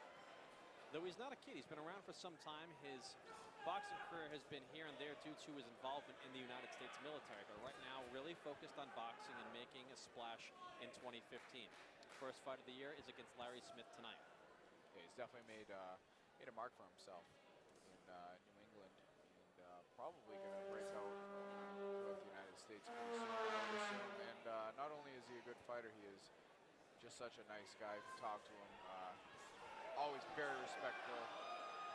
Very, very nice guy. I'm a big fan of Mark DeLuca. And doing some good work thus far against Larry Smith. Mark DeLuca was always a New England product, but since signing with Al Heyman, slowly but surely, the whispers are getting louder across the country that there's this kid from Boston named Mark DeLuca, southpaw, that can fight. Yeah, you know, he's got a lot going for him. You know, he's a well-spoken, good-looking guy, good fighter, and he's also, it's exciting to watch. He presses the action, he can switch southpaw, orthodox, does a very good job. And I actually have noticed in the past year or so, it looks like he's more and more comfortable every time he enters the ring. And I think it's paying huge dividends in his career where his wins are just coming one after another here. And definitely in for a good night of boxing here with Mark DeLuca in the ring.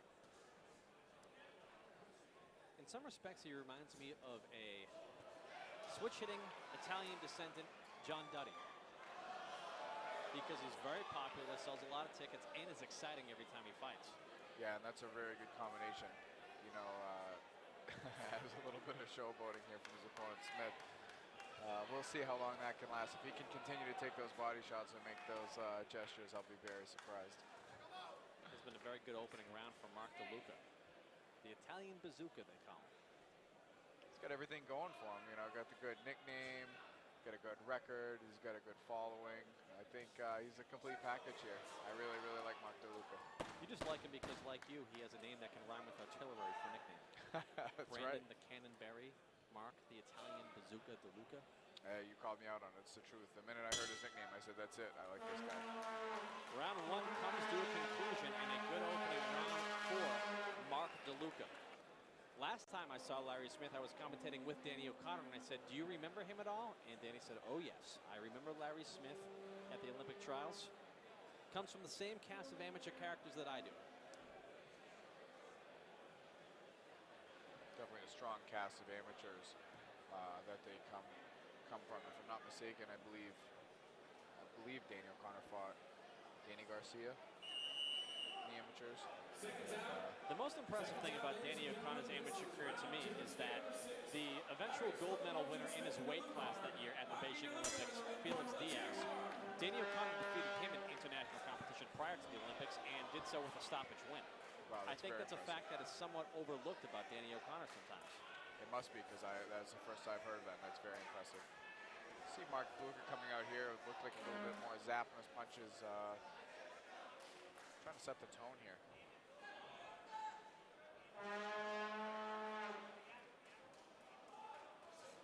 See how comfortable Mark feels in there with that left hand so low.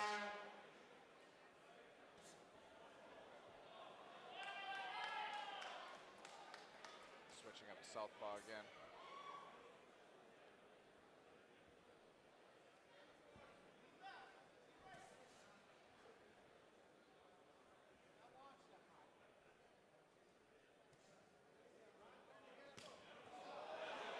Luka with Smith cornered. Smith did a good job at covering up and firing when Mark DeLuca left himself exposed just for a second. Yeah, he did. He definitely did. I actually thought for a second maybe those body shots affected, but he came back with a couple shots of his own.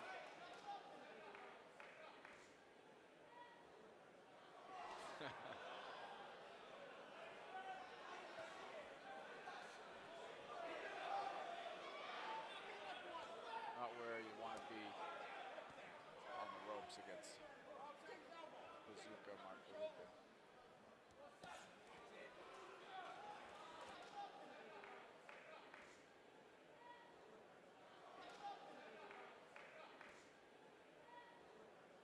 Larry Smith is definitely absorbing them very well, and I'd be very surprised if he can continue to do that. A lot of times with body shots, you get hit with 8 or 9 right in a row, and then all of a sudden that 10th one or 11th one, it's just a different shot.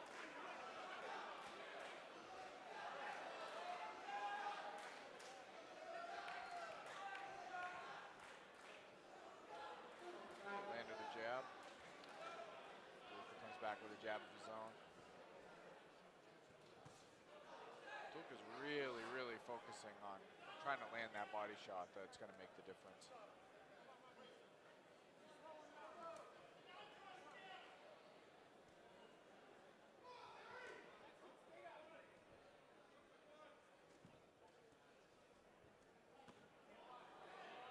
Still shaking his head no, saying these body shots aren't hurting me, but momentarily Luka got tangled up in the ropes there. First clinch here in the end of round 2, I believe it is.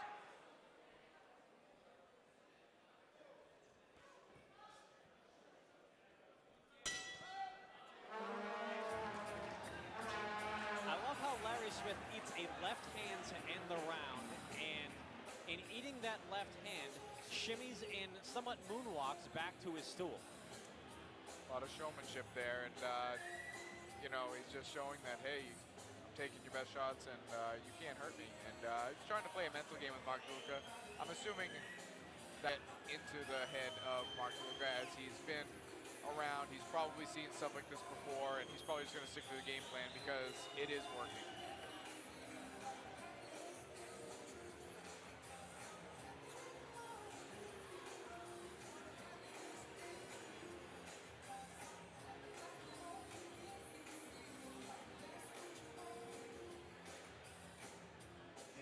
Mark DeLuca with Hector Bermudez, Nick Sear, and the legendary Jimmy Farrell in his corner. Round 3 scheduled for 6. The Quincy Crew, as they called it. Jimmy Farrell's been around for a long time. His dad, as well, used to run the gym.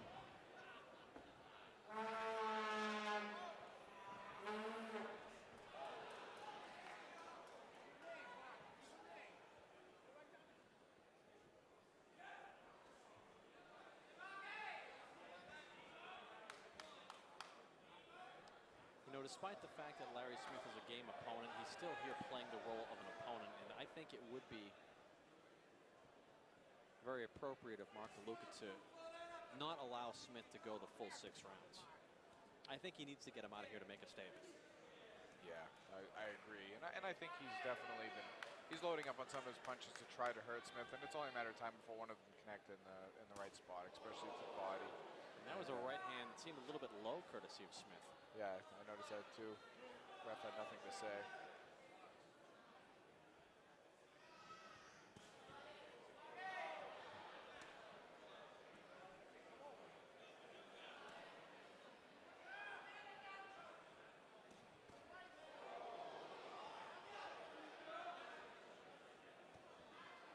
lot of times when fighters, mimic their opponent after they get hit like they didn't get hurt, sometimes it's a sign of weakness that you did hurt me. But when it comes to the body shots, there's no faking it. If it hurts, everybody in the room will know.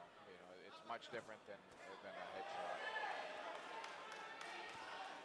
Larry Smith with what appeared to be another low shot.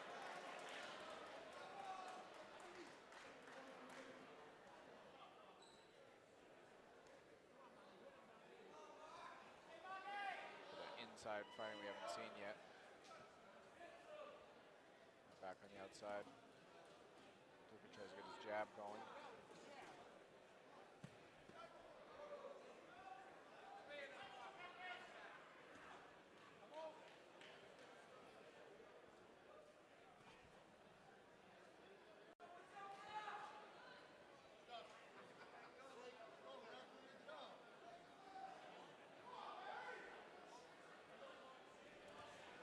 Nice left hook by Mark Luka, lands flush.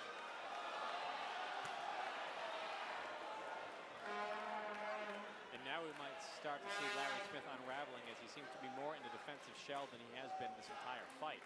That's a good point, Pete. And it happens a lot with fighters. It's almost like you said, he is playing the opponent, and maybe his whole game plan was here to maybe get inside of Luka's head with taunting, and now he's getting tired, and I think you'll see things going to Luka's way even more so. Round 3 coming to a conclusion between Mark DeLuca and Larry Slow Motion Smith here at Melrose Memorial Hall in Melrose, Massachusetts.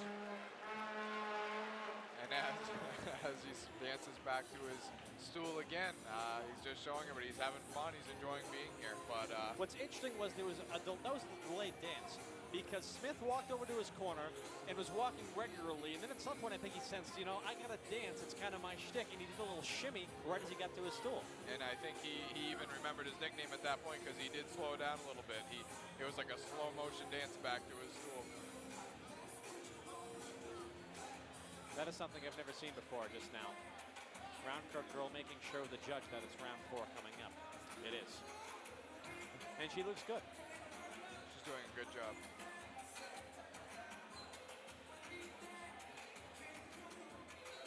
Ring card girls tonight brought to you by Mark, the ring guy, and Rodrigo Almeida, I believe.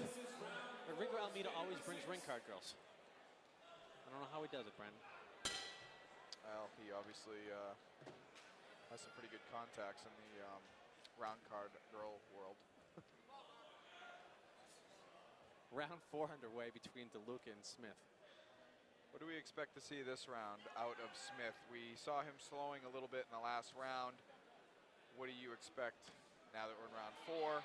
Is he going to continue to slow, or is he going to try to get an offense going of his own? But you know what is interesting about Smith is that there's been times where it's almost as if he's luring DeLuca into a false sense of security. DeLuca lands some shots. Smith stays in a defensive posture, almost like a sparring partner, taking some good shots up against the ropes. DeLuca lets his guard down for a moment, and bang, Smith nails him with something. Yeah, he's playing possum, and it's funny because he was just on the ropes there, and he got hit with a couple from DeLuca, and he looked at somebody in the crowd and winked and smiled. I'm almost starting to believe this guy that he is having a good time. It might not be just a show. He really might be enjoying this. He did take the fight on short notice this week. Probably is enjoying what he's being paid as a result of taking the fight on short notice. Yeah. And he's in this fight. I mean, I believe DeLuca is winning, obviously with no issues, but he's in this fight. He hasn't shown that he's been hurt at all, and he's been taking the best shots that DeLuca has to offer. He's taken the best shots DeLuca has to offer, and at the same time, DeLuca's going to know at the end of this that he was in a fight, which is something I'm not sure a lot of people expected. Let's be honest here, a lot of people expected DeLuca to end this within 2 rounds. Yeah, I wasn't expecting to see round 4, and before you know it, we might be in the 6th round and going to the scorecards. A body shot from DeLuca puts Larry Smith to a knee, and that's the first official knockdown of this fight scored by Mark DeLuca. I did figure it was a matter of time for one of those landed in the right spot, but you can see the experience of Luka's opponent here. He took all the time he needed on his knee there. I think he's complaining that he thought maybe it was a low blow. Now he's eating shots on the ropes, and I think you might see this fight come to an end. And even if he didn't really think it was a low blow, he got referee Bob Benoit to kind of stop things for a few seconds, which bought him some extra time. Larry Smith's a veteran; he knows what he's doing. I was just gonna say the same thing. He knows all the tricks to pull out of the hat. You know, buy some time here, 3 or 4 seconds here, 4 or 5 seconds there. It means a lot when you're in trouble or when you're tired.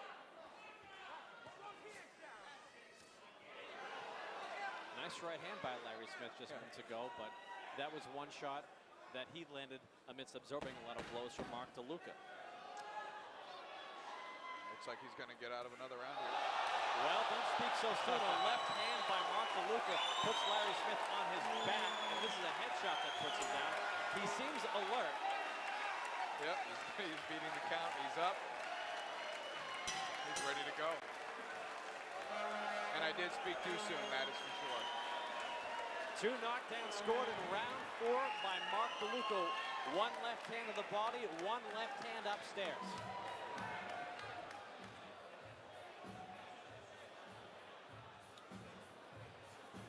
The ref just told DeLuca to keep his punches up, I believe.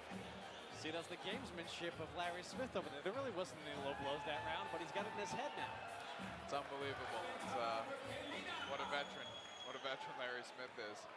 Although you don't see him dancing back to the corner after the end of that round, he did get into the ref's head where the ref had to give DeLuca a verbal warning, which Let's be honest realistically... here, more low blows in this fight have been landed courtesy of Larry Smith than the other way around. Yep, that was good. That's something you had to throw in the hat of tricks to pull out later on in my career, possibly. I'm not sure. That was good. I'm learning something. Brandon Berry's taking notes right now. I wish I had I knew that when I was fighting Cintron. I'll tell you right now, he's got his game face on. I think Larry Smith is going to come out swinging here.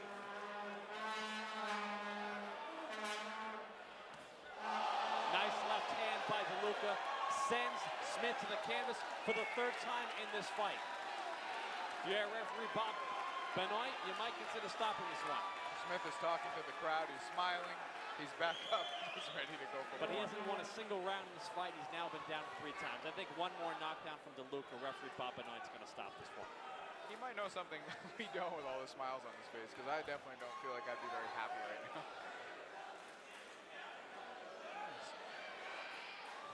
Almost doing an Emmanuel Augustus routine. I to some see degree that. just a moment ago. Yeah, I see that.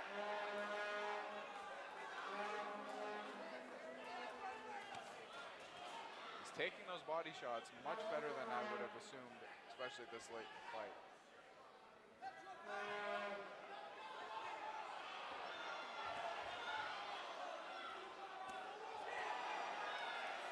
And DeLuca's like, what's it gonna take to stop this?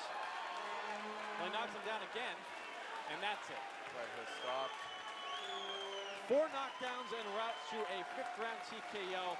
Mark DeLuca back in style, 13-0, and a gutsy performance from Larry Smith, who's very respectful to the victor tonight in Mark DeLuca. Yeah, very respectful sportsmanship at its highest level right here at the end of the fight. And DeLuca got what we both thought would be appropriate tonight, is stopping Larry Smith here in his home state, in front of his hometown crowd. I will have to say, though, I'm a fan of Larry Smith's entrance and some of his showmanship in the ring. I enjoyed myself watching that fight.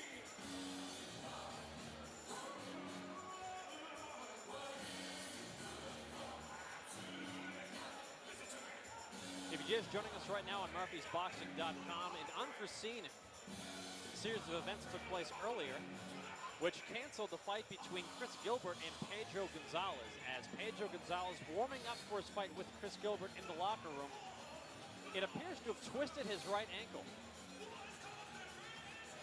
And as a result, unable to compete tonight against Chris Gilbert. But still to come, Danny O'Connor versus Michael Clark, and Logan McGuinness versus Carlos Volchencio.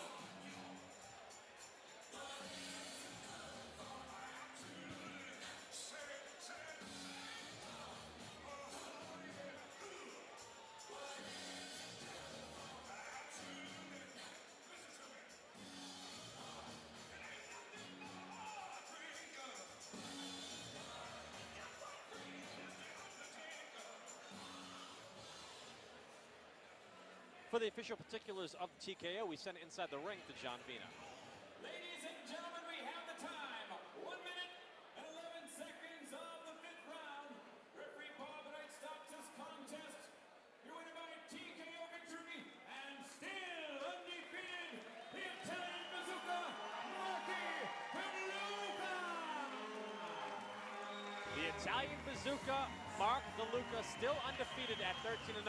We send it inside the ring to our very own Butch Stearns, who's going to chat with Mark DeLuca himself. All right, so here with Mark DeLuca from Whitman. Nice fight, Mark. Thank you very much. Thank you. So you seem to want to get inside early and do a lot of damage inside. I did. You know, I know Larry's a tough veteran, and I know he's elusive, and I couldn't really hit him to the head. You know, he's had a lot of fights, so I try to take the wind out of his sails. Good Excellent, salesman. excellent, strong fighter. Look for him in up and comings. Pack him up in there with Earl Spence, Jesse Hart, all the major fighters. Y'all look out for Mark. I'm gonna call him Trouble. Mark Trouble DeLuca. I don't know what he's at, Bazooka. I call him Trouble. Classy move. Hey, yeah, pleasure, man. Do it, bro. Thank you, my man. Do it. Thank you, pleasure. Thank you for the Thanks a lot. opportunity. Thank you for the opportunity. Thanks, champ. So classy move by him to come over he's a and do classy that. guy. But a fighter like him with his antics, does it? It's almost like, you know, from a fan's view, he's mocking you. But do you lose your concentration when something like that happens? No, I don't. You know, I mean, I try not to, rather, but you know, I've been around a long time, and I know what he's trying to do. He's trying to, you know, get me out of my game plan and try to, get me in there. So, no, I try to stay composed and stick to my game plan. But, you know, he's a veteran. He's been around a long time. Right. You know, it's 40-something professional fights, long amateur pedigree. So, you know, he's seen a million of me, you know, so he knows how to fight. Final question. Proceeds from tonight are going to the Masked Fallen Heroes. Extra sweet to win on a night like that. Yeah, absolutely. Ken and Murphy's Boxing do an unbelievable job, and I mean the house is packed. It's excellent. He's bringing boxing back. So thanks. Congratulations. Thank you very much. Thank you. Okay. All right, back to you, Peter. Thank you very much, Butch. A new nickname for Mark DeLuca, courtesy of Larry Smith. Mark Trouble DeLuca. He certainly gave him a lot of trouble tonight. Once again, ladies and gentlemen, we're here with Ken Casey from the Dropkick Murphys. A lifelong fight fan, full-time musician, and also a full-time promoter now. He's done a few shows. His very first show was at the TD Garden with a great fight featuring Danny Boy O'Connor. Now he started this Memorial Series. And now May 23rd, you're teaming up with Al Heyman with PCB Boxing. What's it like for you to get PCB Boxing? What's it like to get in with some of the big names featuring this great show May 23rd?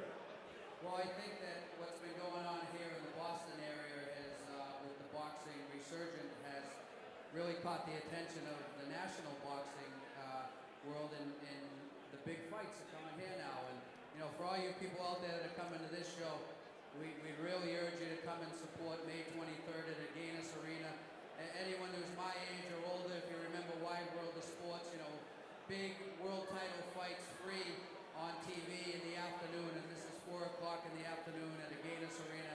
You get 2 world title fights, plus Danny, Mark DeLuca, all the best of the area, and it's Boston's chance to be on the big stage, you know, and all these local fighters deserve it, and, you know, we're very excited to take part in producing the show.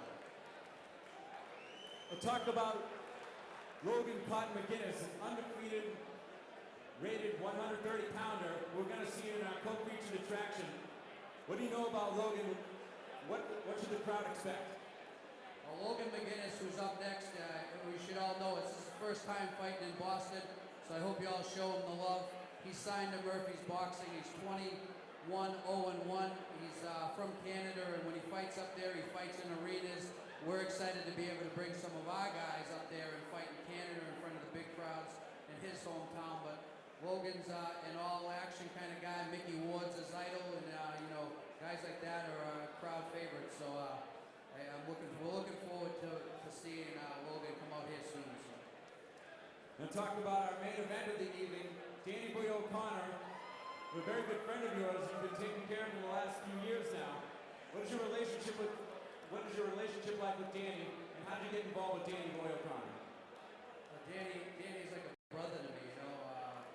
We just have a bond, and you know, I want to help him in his boxing career, and he's just got such a kind heart, a great family, and you know, he he's family, and when Danny fights here, you know, I'm proud to be a part of it, and you know, just all that Danny's done in his boxing career, and to see him on the verge of getting a world title shot is exciting stuff. We've had a great start as a promoter for boxing so far in New England. We thank you very much.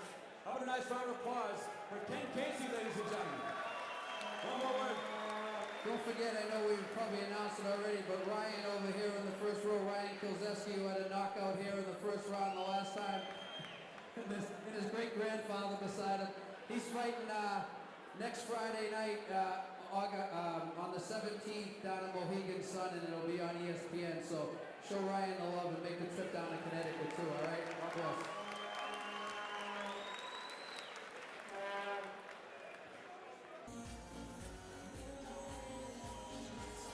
Peter Zimborn, Brandon Berry coming to you from Melrose, Massachusetts, where it's now time for our 6th-round co-feature of the evening in the junior lightweight division, as Ontario, Canada native Logan McGuinness makes his debut under the Murphy's Boxing umbrella here in Massachusetts as he takes on Carlos Fulgencio. McGuinness at times has held the NABA title in the featherweight, junior lightweight, and lightweight divisions. You know what that means? That means the guy can fight. His opponent, Carlos Fulgencio, he's a guy that we've seen time and time again, most recently getting stopped inside 1 round by Ryan Kilzeski, a world-rated featherweight and junior lightweight. Can McGuinness do the same to Fulgencio that Kilzeski did to him last time we saw him here in Melrose? We'll find out in the next few moments. Logan McGuinness was Carlos Fulgencio here on MurphysBoxing.com, coming to you from Melrose, Massachusetts. It's always been some very good fighters to come out of Canada. Always a good scene. Now you see guys making their home there like Don Stevenson, Lucian Brute, John Pascal. Traditionally, you've seen some fighters hail from Canada that you don't even really identify with being Canadian. One of your favorites of all time, Arturo Gatti. That's right, yeah. Montreal, raised in Montreal, moved down to Jersey City, was like 19 years old. Figured he'd have more opportunity in the States, and it obviously favored him. But yeah, definitely some tough guys from out of that area. Both combatants in the ring right now, Logan McGuinness and Carlos Fulgencio. We'll get the official ring introductions courtesy of Kazakhstan's favorite ring announcer, John Fina.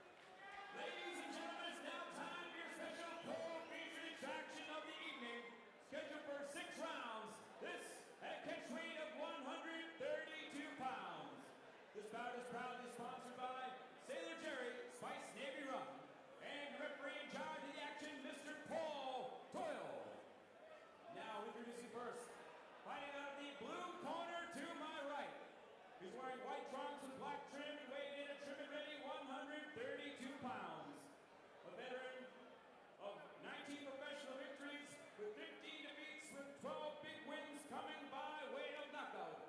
He comes to us from Miami, Florida. Please welcome Carlos Fulgencio. And his opponent, fighting out of the red corner to my left. Wearing green, white, and gold, he weighed in at 131.5 pounds. Undefeated as a professional with 21 victories and 8 big wins coming by way of knockout. He comes to us from Ontario, Canada. Please welcome Logan Cotton McGuinness. Referee Paul Doyle, final instructions. Logan Cotton McGuinness making his debut here in New England. Hails from Ontario, Canada. Brandon, you hail from West Fork, Spain. How far from the Canadian border are you? Just under 40 miles from the Canadian border, and then the first major city is St. George, and then of course Quebec, which is about 2.5 hours from my house in Edwardston. This bout brought to you by Sailor Jerry Spiced Rum, proud sponsors of Murphy's Boxing and this broadcast here on MurphysBoxing.com. Carlos Fulgencio wearing the white trunks with the black trim. Logan Cotton McGuinness is wearing the green and white trunks. This one's scheduled for 6 junior lightweights, and right from the get-go, we are seeing Logan McGuinness with a bit of a cheering section behind him go to the body and then a nice stiff left jab upstairs to Fulgencio moments ago. And another one. Yeah, you could feel the love in his ring entrance. You know, Logan Cotton, I think he's already formed a fan base here in New England. He came out to that song that's in the movie The Fighter, and I think the crowd also enjoyed that. And he's coming out strong here with some nice jabs to the body, staying very busy, and definitely a crowd favorite already. Entrance music performed by the promoter of tonight's event, Ken Casey. That's the Dropkick Murphys, The Warriors Code, a song they wrote about Mickey Ward. You can't go wrong mentioning Mickey Ward in Boston. People love him. I think it was a matter of time before somebody mentioned his name. I'm surprised he's not here tonight, as he often is in attendance in these local boxing events, supporting his sport that has made him who he is today. Fulgencio doing a good job fighting off the ropes. But he's been eating a lot of leather, and that left jab has landed hard, at least 3, now 4 times to my count, courtesy of Logan Cotton McGuinness. Yes, and I think he's in trouble here on the ropes. This isn't where you should be finding him. That body shot right there, that's low.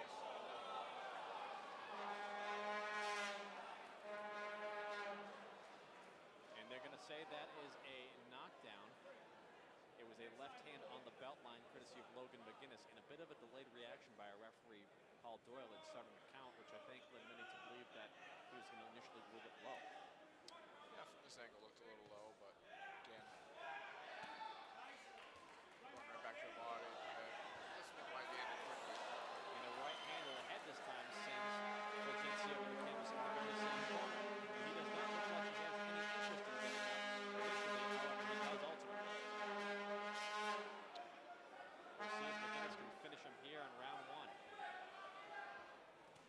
He was trying to get to the side of the ring before the referee signaled him to. McGuinness wants to finish this one and finish it in style. Yeah, he's definitely got that killer instinct, which I think all fighters need to have, and he's looking in this night, but although his opponent is coming back with some shots of his own off the ropes. Body shot hurt there.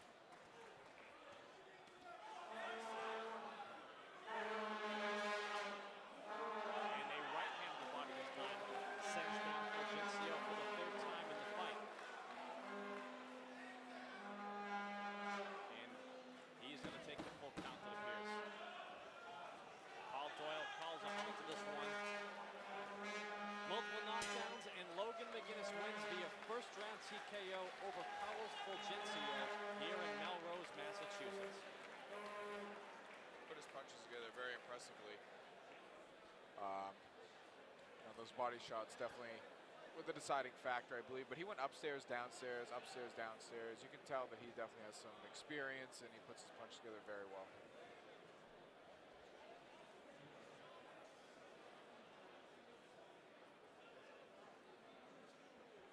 Carlos Fulgencio is signaling to his corner that he was slipping due to poor traction on his boxing shoes, but that does not seem to fit in with the narrative which I saw.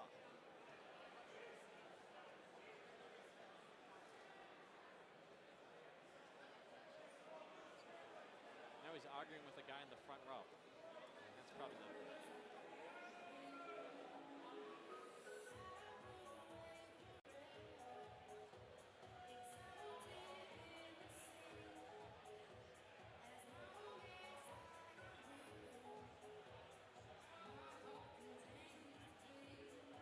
So Logan McGuinness will improve to 22-0. 9 of his wins coming by way of knockout.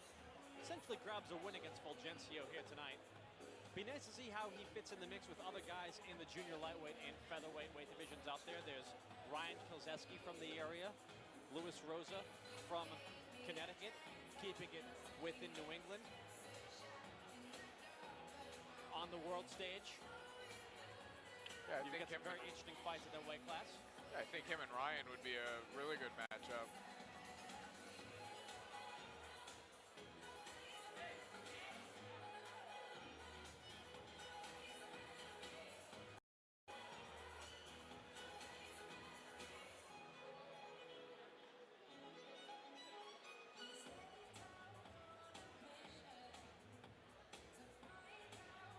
We'll get the official time of the stoppage inside 1 round right now from John Vina.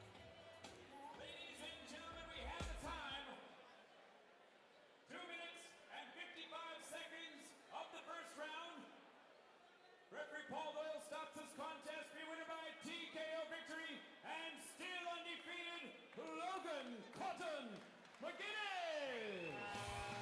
2 minutes and 55 seconds of round one. Logan McGinnis with a first-round TKO over Carlos Fulgencio after multiple knockdowns. And now for a post-fight interview, we go to Butch Stearns.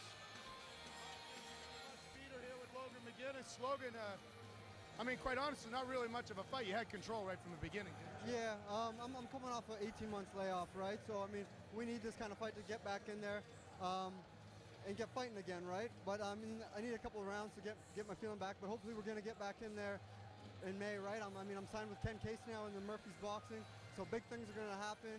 I'm going to be here a lot often, so I'm going to make a big fan base here, and, I mean, I got an exciting style. Unfortunately, you didn't get to see too much of it tonight, but I got around in there, hurt a guy a bit, but I'm going to be back and fighting a lot more here. Sometimes you get in the ring and it takes a while to feel a guy out and to learn things. Yeah. So are you disappointed it didn't go a little longer tonight? Yeah, I definitely, like right now, like I said, coming off 18 months, I need rounds, right? I need rounds to get back to where I was.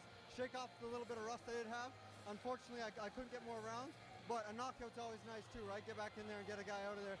But I mean, if I could have dragged it out a couple more rounds and then got him out there to get a little more rust off, right? But that's all right. We'll be back here soon, so no worries, you know. So for the people that haven't seen you fight, or maybe the people that came here tonight and didn't get to see a lot of you, and we're streaming this out tonight and saw you, what type of fighter are you? What are they going to see if they start? I'm a pressure fighter. I like to come forward, pressure. I like to hit the body, dig the body. As you've seen tonight, that's what was hurting the guy, his body shots.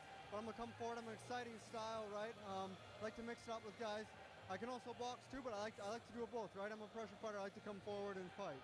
Congratulations. All right, thank you so much. All right, Logan McGinnis, winner of the fight. Now we got one more big fight, the main event. Danny Boy O'Connor against Michael Clark. Back to you, Peter.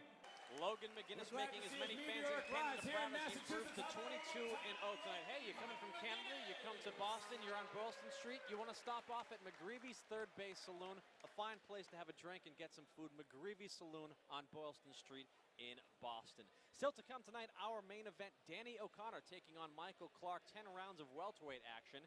In our main event of the evening, Danny O'Connor, as I've mentioned, a 2008 United States Olympic alternate. Michael Clark, a former world title challenger, also an alum of the Contender TV show. He was on season 2 of that show, which was ultimately won by Grady Brewer.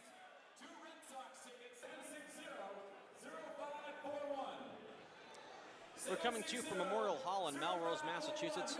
Coming up, our main event between Danny O'Connor and Michael Clark. 10 rounds of welterweight action. We caught up with both Danny O'Connor and Michael Clark yesterday at the pre-fight weigh-ins. Mark Vaz spoke with both of them, and here's how that went. You know, it's something I've been doing, like you said, for a long time. Fighting guys in their backyards, coming in as the underdog, but something I'm used to. I adapt to it. I'm a veteran at 41 years old, and, you know, I love what I do. You know, I fought a lot of southpaws in the past. Sparred with a lot of guys like Manny Galloway in Columbus, Ohio, real slickster. And, you know, it's boxing. You know, I mean, you have that in boxing. So I'm used to it, the southpaw styles, and I'm pretty slick myself for an old guy, and I think we'll have a good chess match out there. You know what, going to a fight with somebody who has that much power, I'm really not a strong fighter myself. And I always say the shots you don't see are the shots that hurt you. So, you know, kudos for him for not having that much power, because I don't have that much power myself. So like I said, it's going to be a chess match. Okay. Danny O'Connor, welcome to Melrose. I'm happy to be here.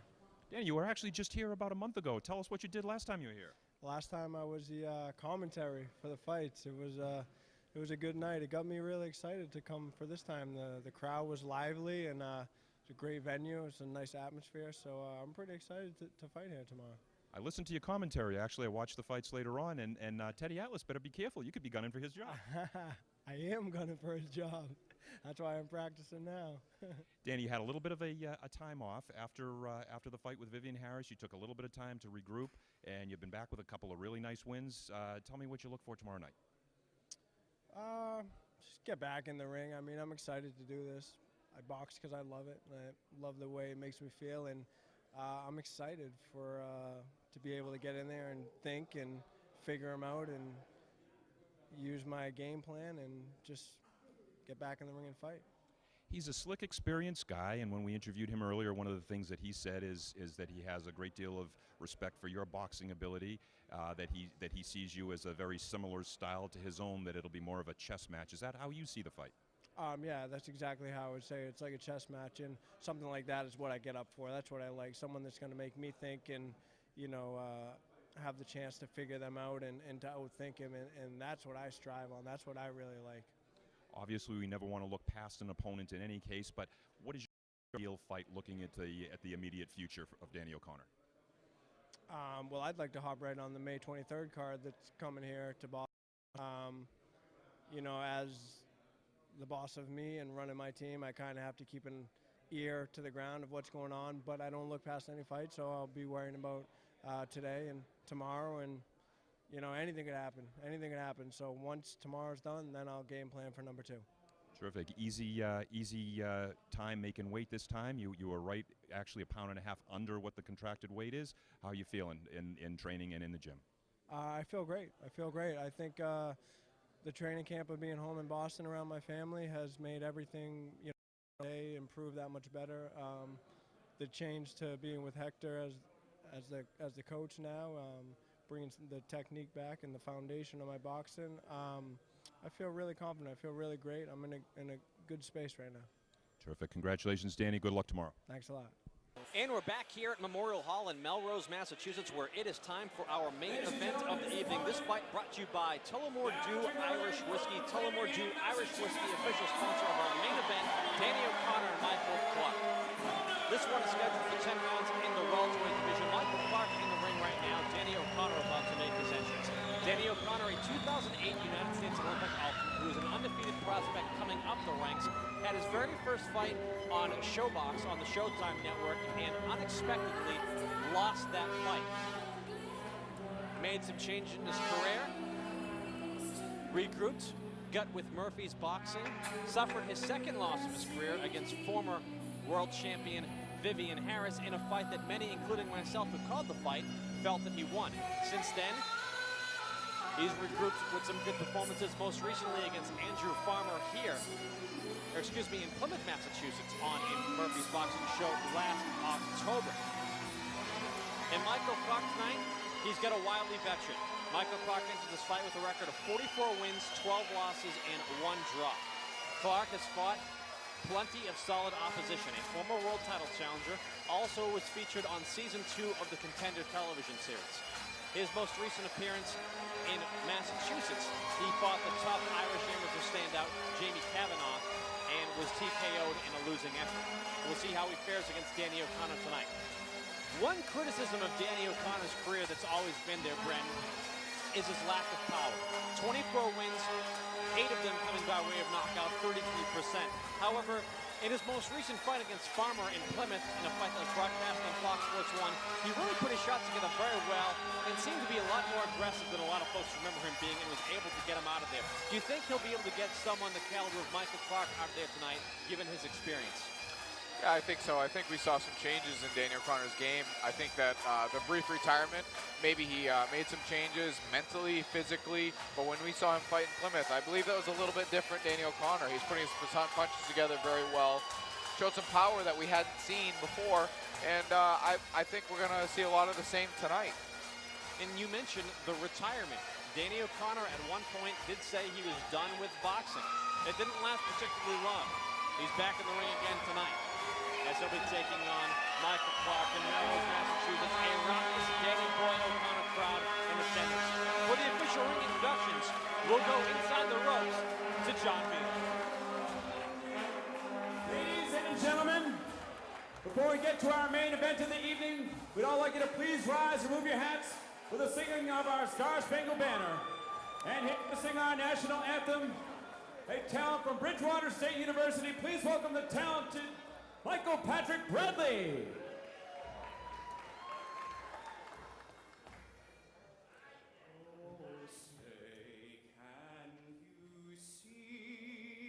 By the dawn's early light, what so proudly we hailed at the twilight's last gleaming, whose broad stripes and bright stars through the perilous fight o'er the ramparts we watched, were so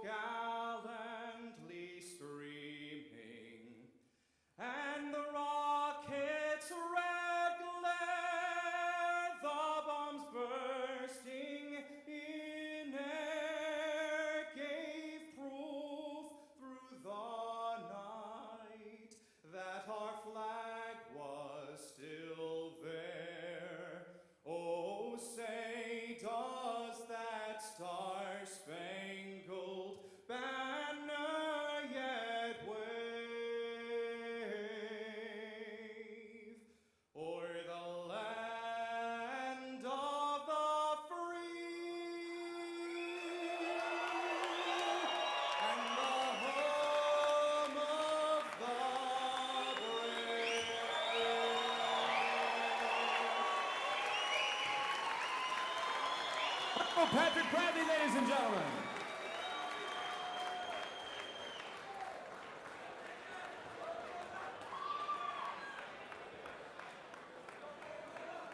And now, ladies and gentlemen, for the thousands in attendance and the thousands watching on live stream from Murphy'sBoxing.com, Murphy's Boxing proudly presents your main event of the evening. 10 rounds of boxing at a catch weight of 149 pounds. Your referee in charge of the action once again, Mr. Bob Benoit.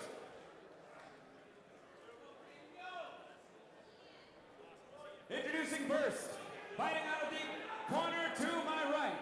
He's wearing black, trimmed with red, with white lettering, and weighed in at 147.5 pounds. His impressive record reads 44 victories, 12 defeats, 1 draw, and 18 big wins coming by way of knockout. A former title challenger, he comes to us from Columbus, Ohio. Please welcome Michael Cold Blood Clark. And his opponent, fighting out of the red corner to my left. One of the black trunks with white lettering. He also weighed in at 147.5 pounds. His excellent record reads 24 victories with only 2 defeats and 8 big wins coming by way of knockout. He comes to us from Framingham, Massachusetts. Please welcome Danny Boy O'Connor. Referee Bob Benoit with final instructions. Listen up. When I tell you to stop, you stop. I tell you to break, I want you to break and break clean. When I tell you to flush, I want you to resume the fight. Now listen, good luck to both of you. Touch gloves, stop fighting the dog. 10 rounds of welterweight action between Danny O'Connor and Michael Clark. O'Connor wearing the black trunks with the white trim, Clark with the black trunks and the red trim.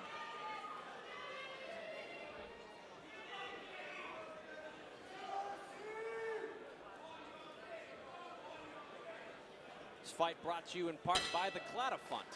Danny O'Connor, a big part of the Claddagh Fund, a charity started by Ken Casey of the Dropkick Murphys. Round 1 underway between Michael Clark and Danny O'Connor. O'Connor, the southpaw.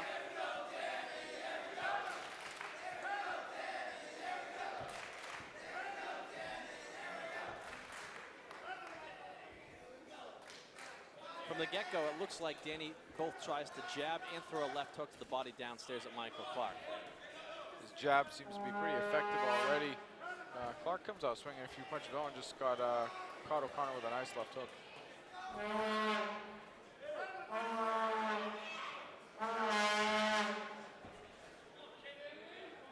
Getting a sense that Danny's punches, he's got a little bit more zing on him, like we were talking about his last fight. It looks like he's really committing to his punches, more so now than he has early in his career.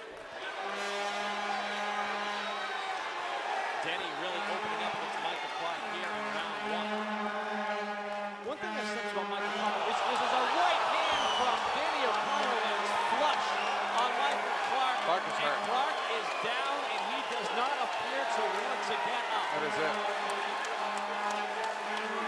Fight's over.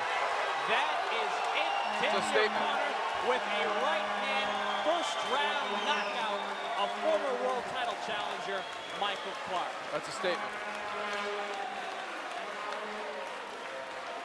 I think it is very obvious that Danny has done something different in the past year or so, where either he found some power that he didn't know he had, or he created some, and he's definitely punching much more effectively than before. Of all the possible endings to this fight tonight, I think a first round KO for Danny O'Connor was probably the least likely. He's a guy that time and time again has won decision, and when he has gotten guys out of there, it's been accumulation of punishment, which eventually has done the damage. That was one perfectly placed right hand to the side of Michael Clark's head by Danny O'Connor. If this was your first night watching Danny O'Connor, you would not believe that his record shows only single-digit knockouts. You would think that he was a power puncher. You know, that was his 9th KO in 27 fights now. And it looks like he is a power puncher. Well, we'll get the official time of the stoppage courtesy of John Vina, and then Butch Stearns will chat with Danny O'Connor afterwards. Let's send it inside the ropes.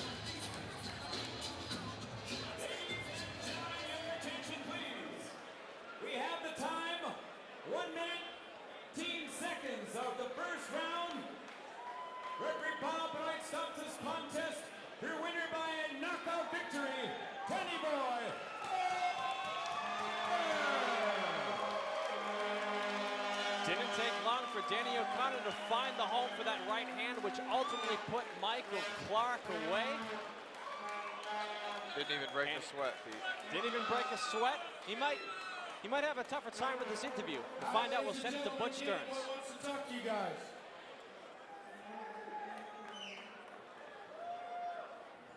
I just want to thank everyone for coming. A lot of hard work goes into this. I'm just happy to have all the support. I love you guys. To the next one. Thank you. So, great night.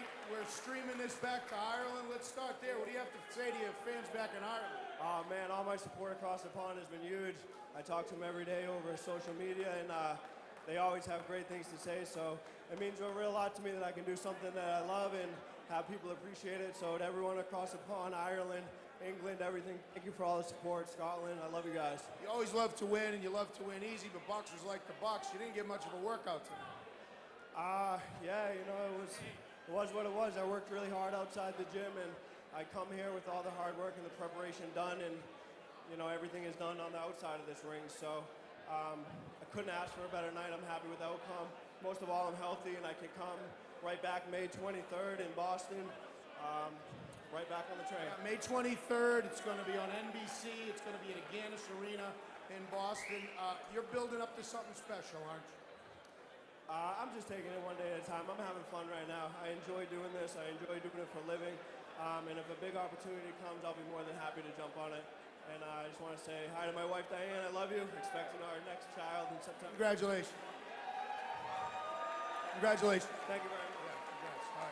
One right hand, and Michael Clark could not beat the count. And with that, O'Connor improves to 25 wins against just 2 losses, 9 wins now, coming by way of knockout with a big first-round KO of a former world title challenger tonight in Michael Clark. Well, it's been an excellent night of boxing here at Memorial Hall in Melrose, Massachusetts. We saw Marcos Forestell improve to 2-0 with the first-round TKO of Philadelphia's Brandon Ali Garvin. We saw Matt Doherty of Salem, Mass. make his pro debut with a second-round TKO over Moses Rivera.